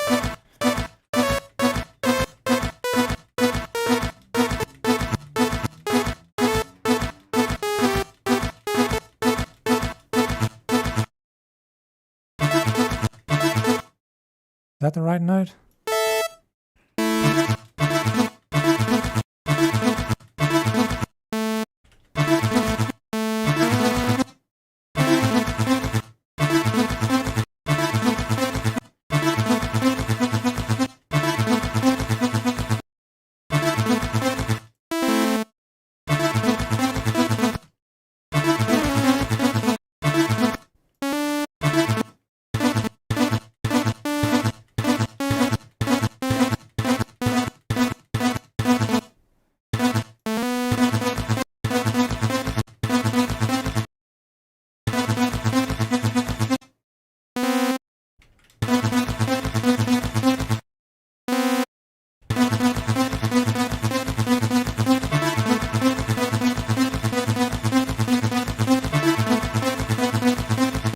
Okay, now we need to figure out what note is playing at the bottom.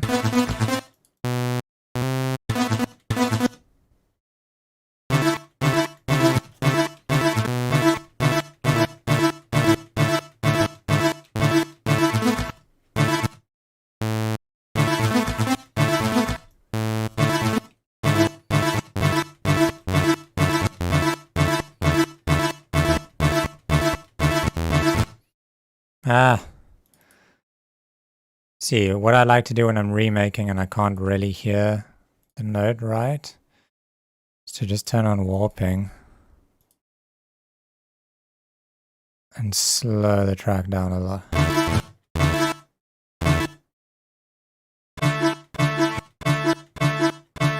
And then you can just grab a like span and check what the note is. And even set it to low frequency inspection.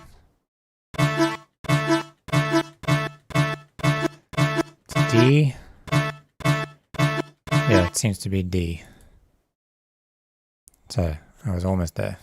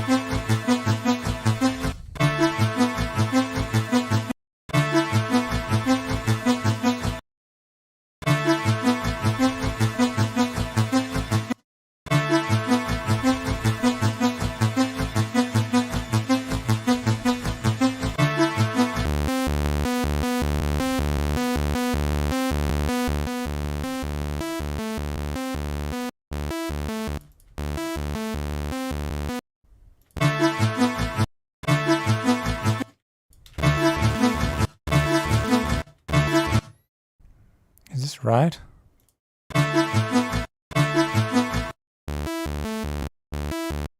No, this note doesn't sound right.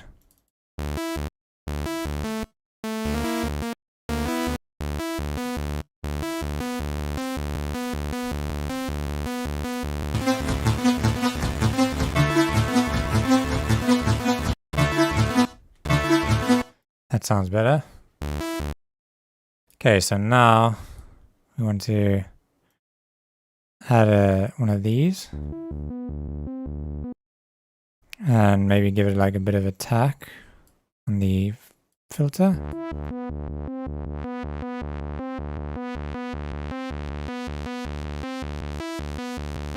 And it might not be on the filter that the attack is. I think it might just be on the amp.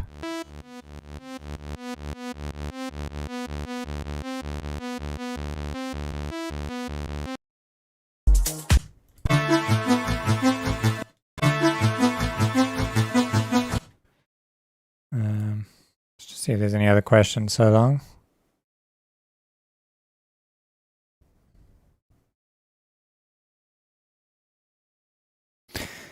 You know, all these Slap House remixes of popular songs, do you think they actually get the rights to the vocals and lyrics. I don't know how, because there's no way half of them have them type of contracts. Yeah, probably a lot of them are just bootlegs. If they have the original vocal, it's probably a bootleg, but you know that you can do a cover of a track really easily. You just need to like go and purchase the mechanical rights or mechanical license for it, and anybody can just make a cover of any track. Like, you don't have to be well known, there's no approval process, you can literally just go and buy them. So anybody can make a cover of any song and release it on Spotify legally, as long as they just buy a mechanical license.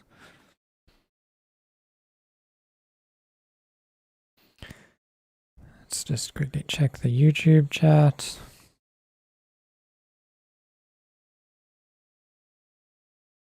Do I use Tuner to help?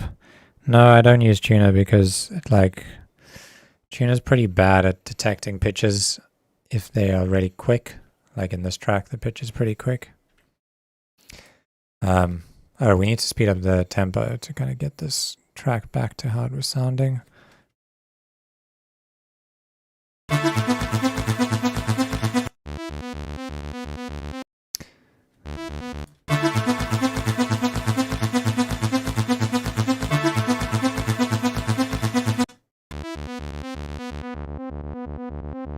Let's try and figure out what they're doing with this.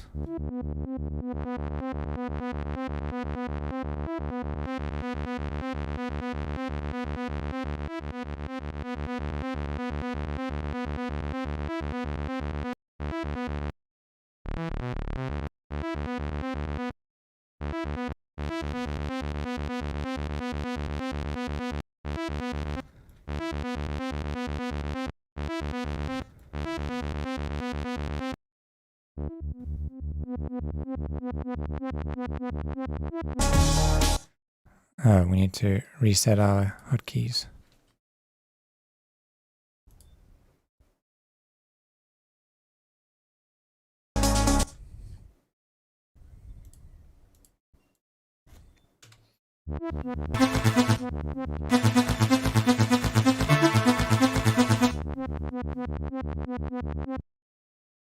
I think it's got less attack.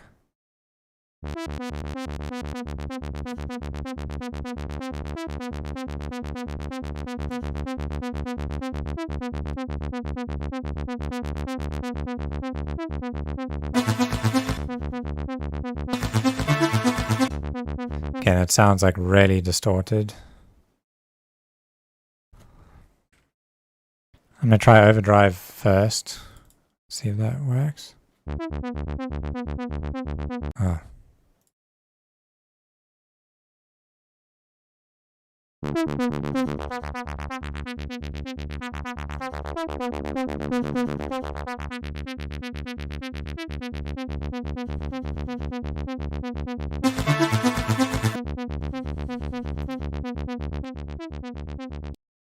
Maybe what we can do is assign this to the drive.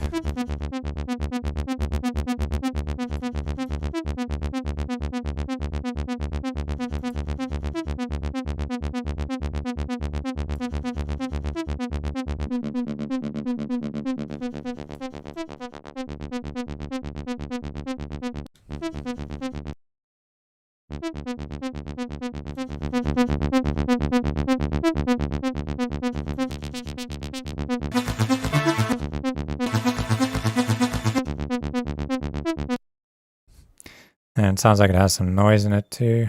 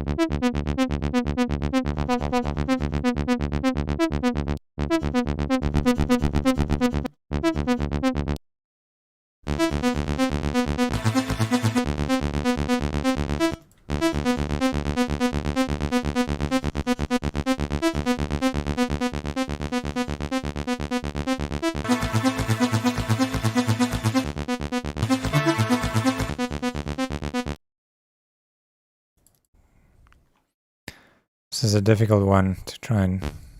Is this going lower? Let's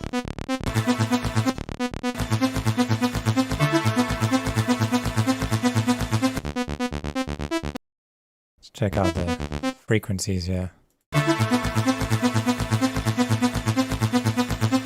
Oh, I think there's more happening there. Yeah, it's hitting lower. Let's check it out in span.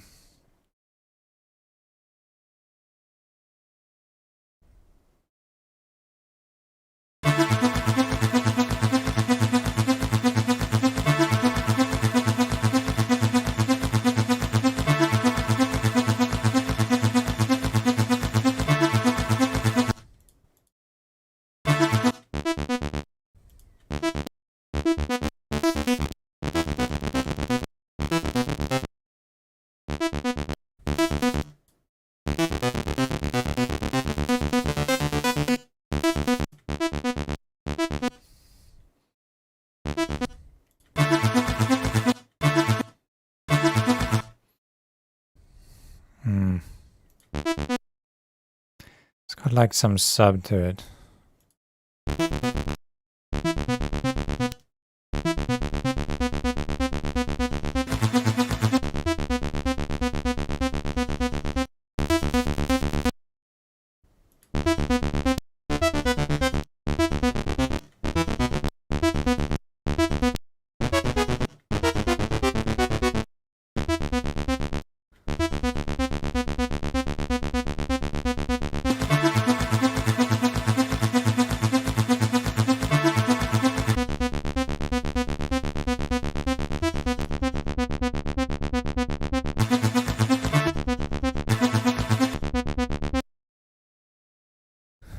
Let's add a bit of reverb.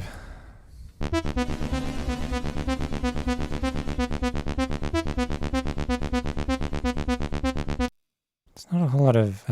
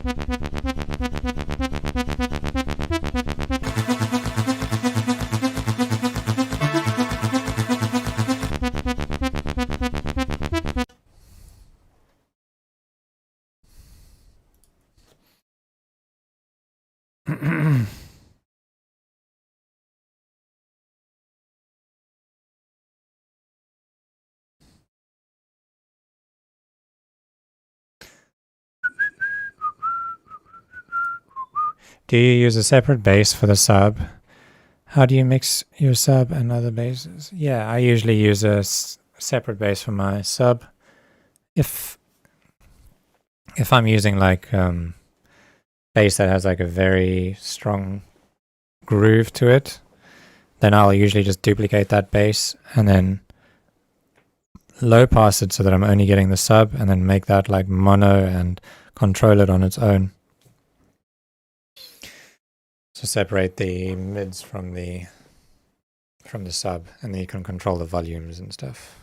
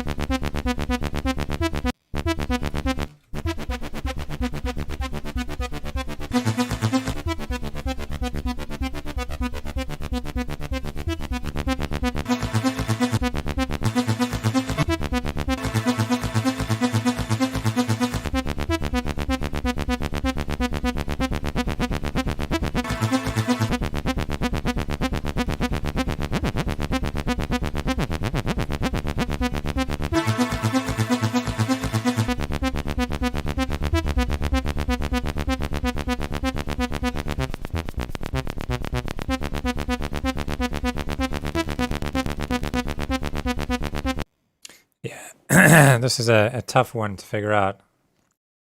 But yeah, it has some really weird characteristics that I can't really hear what's actually happening. I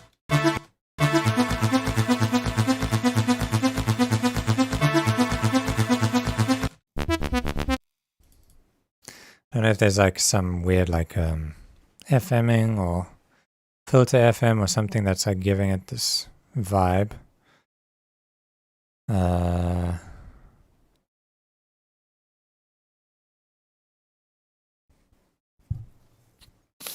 See, you can't really do filter FM in Serum.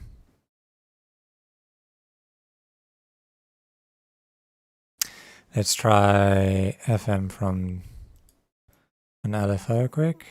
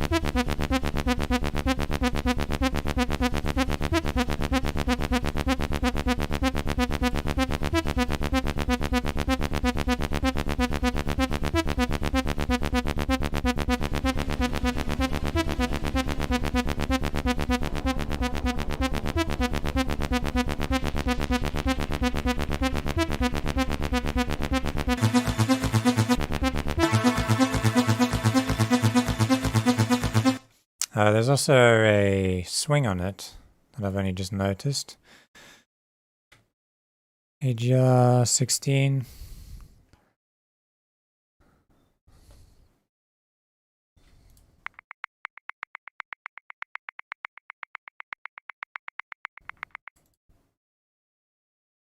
Yeah, that sounds about right.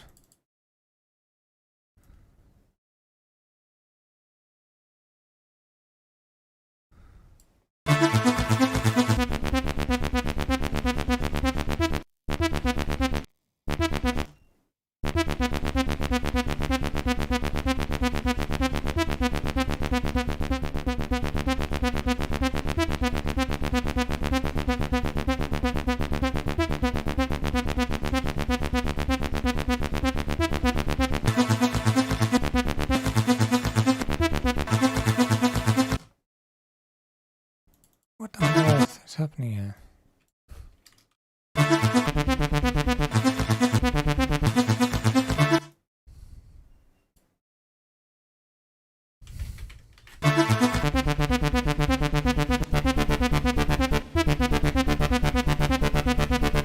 Yeah, I don't know. I think I've failed this one.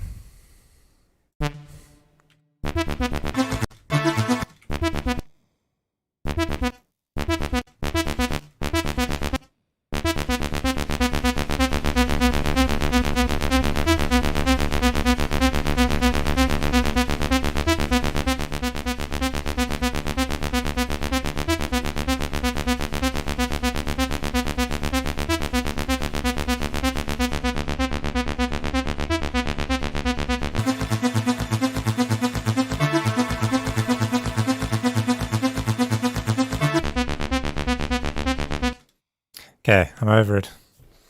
Any other questions before we end?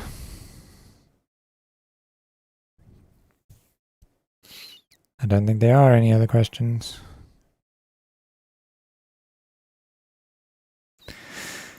All right, cool, guys. Hopefully you got something out of this. I think it was quite fun.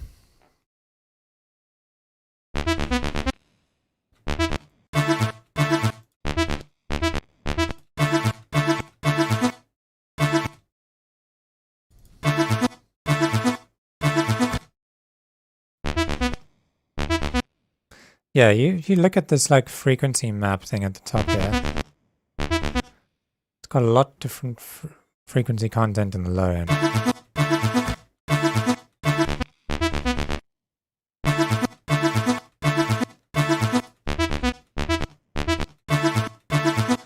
my notes are wrong. What are these? Oh, wait. Is it hitting different notes? Hang on. Let's not give up. Let's just try it a little bit more because I can hear something that, or see something that I wasn't hearing.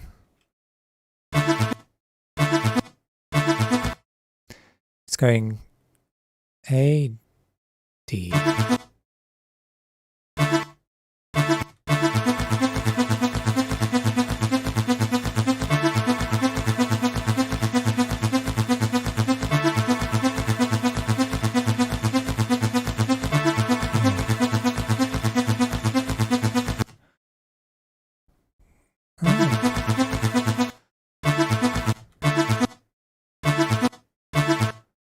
Oh, it's A. What the hell?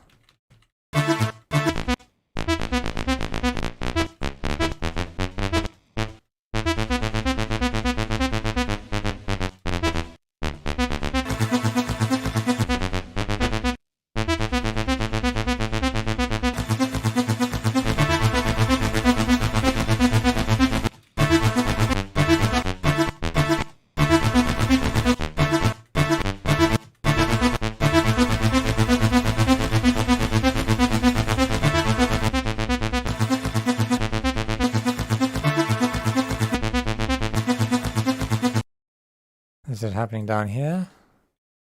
Let's turn off this sub because he doesn't have a sub in his.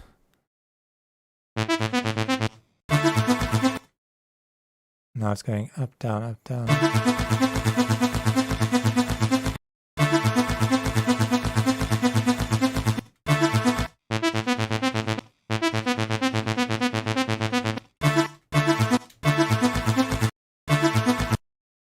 This one's going like that.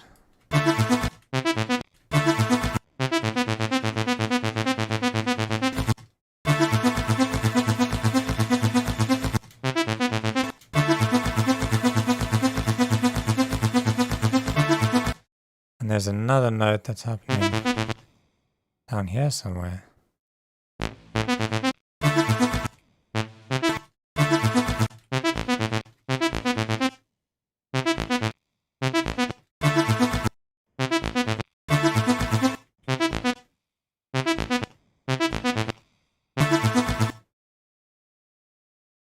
It's happening down here, I think.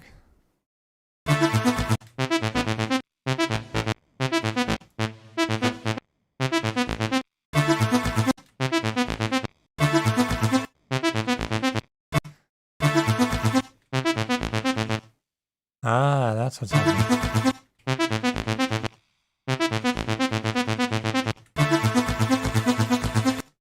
Aha. Getting somewhere. I think that's what's happening. Let's just compare.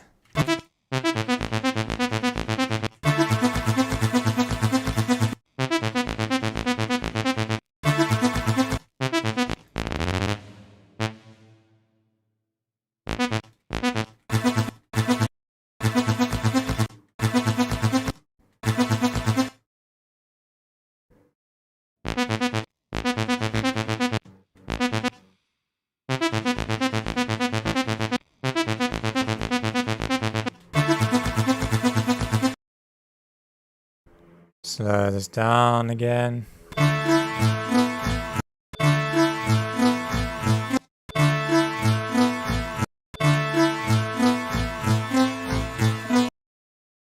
Okay, zoom.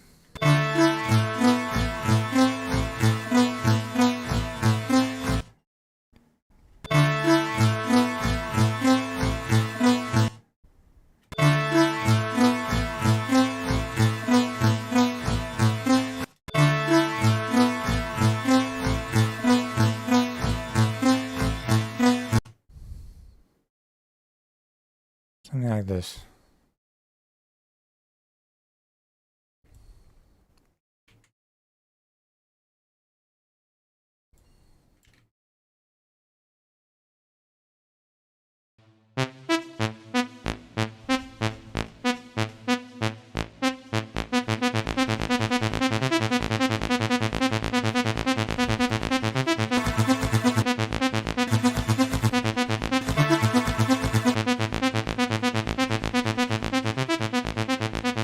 So that was the answer I was missing.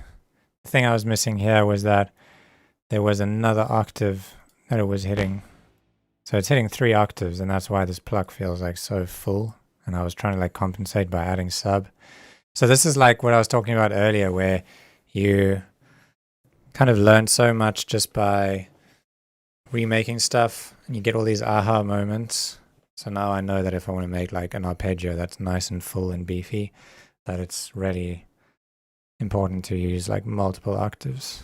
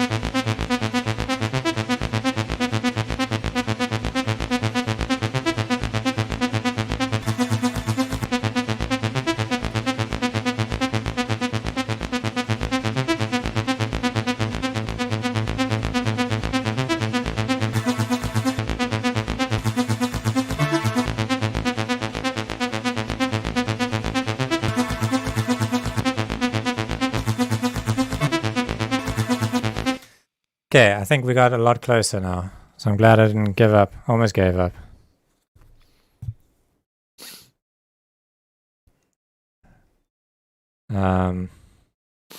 Yeah, cool. I think that's it, guys. That's about as close I'll probably get with this sound.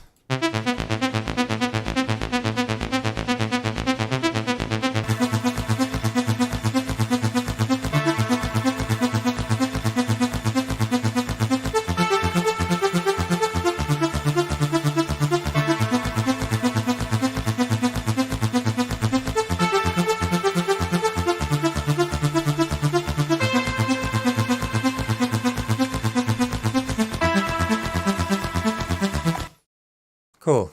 I think it could have a bit more high end in it, actually.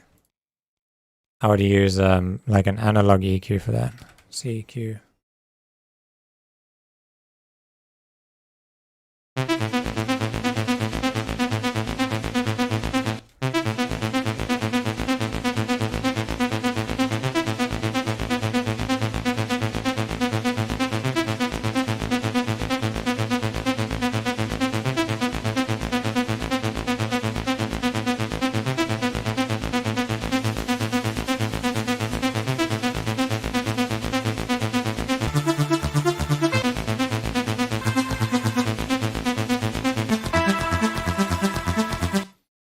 It has less delay on it, but I think we're getting closer.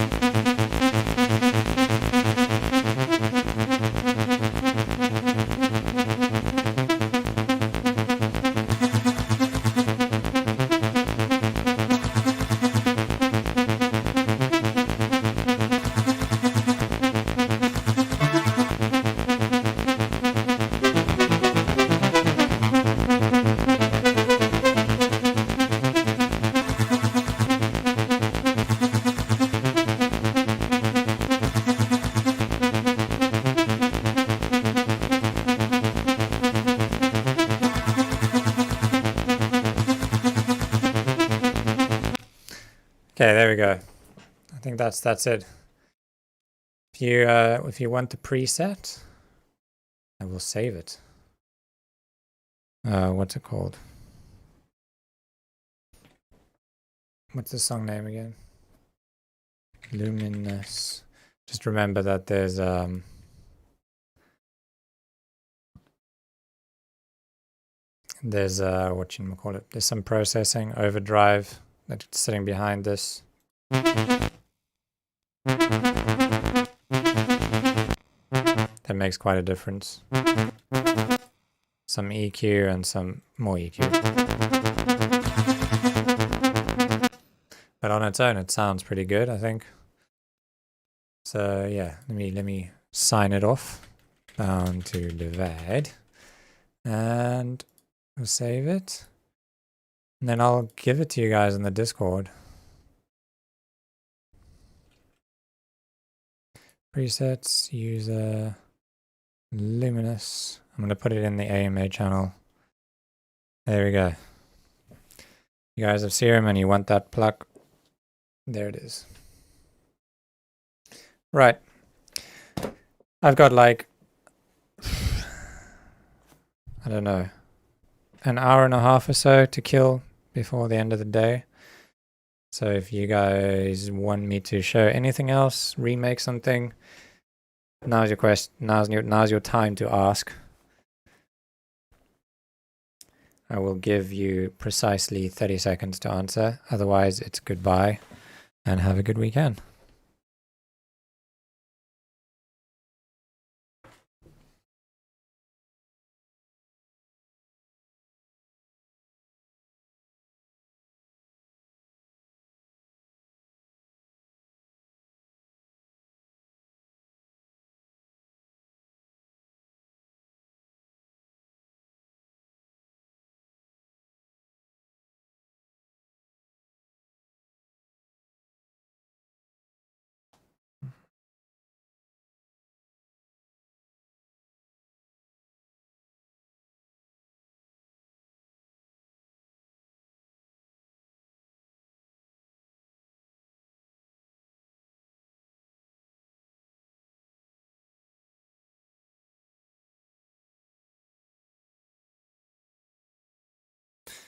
Okay, let's see. What has anybody asked anything? Sorry, I was just reading messages.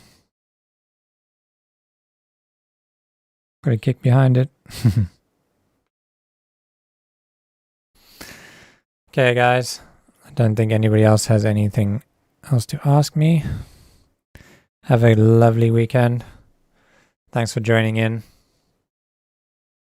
Oh, somebody just asked, how do you purchase mechanical rights? I haven't really done it myself, but if you Google it, there's like some organizations that you can just go on there and register, buy mechanical rights. All right, have a good one. Goodbye.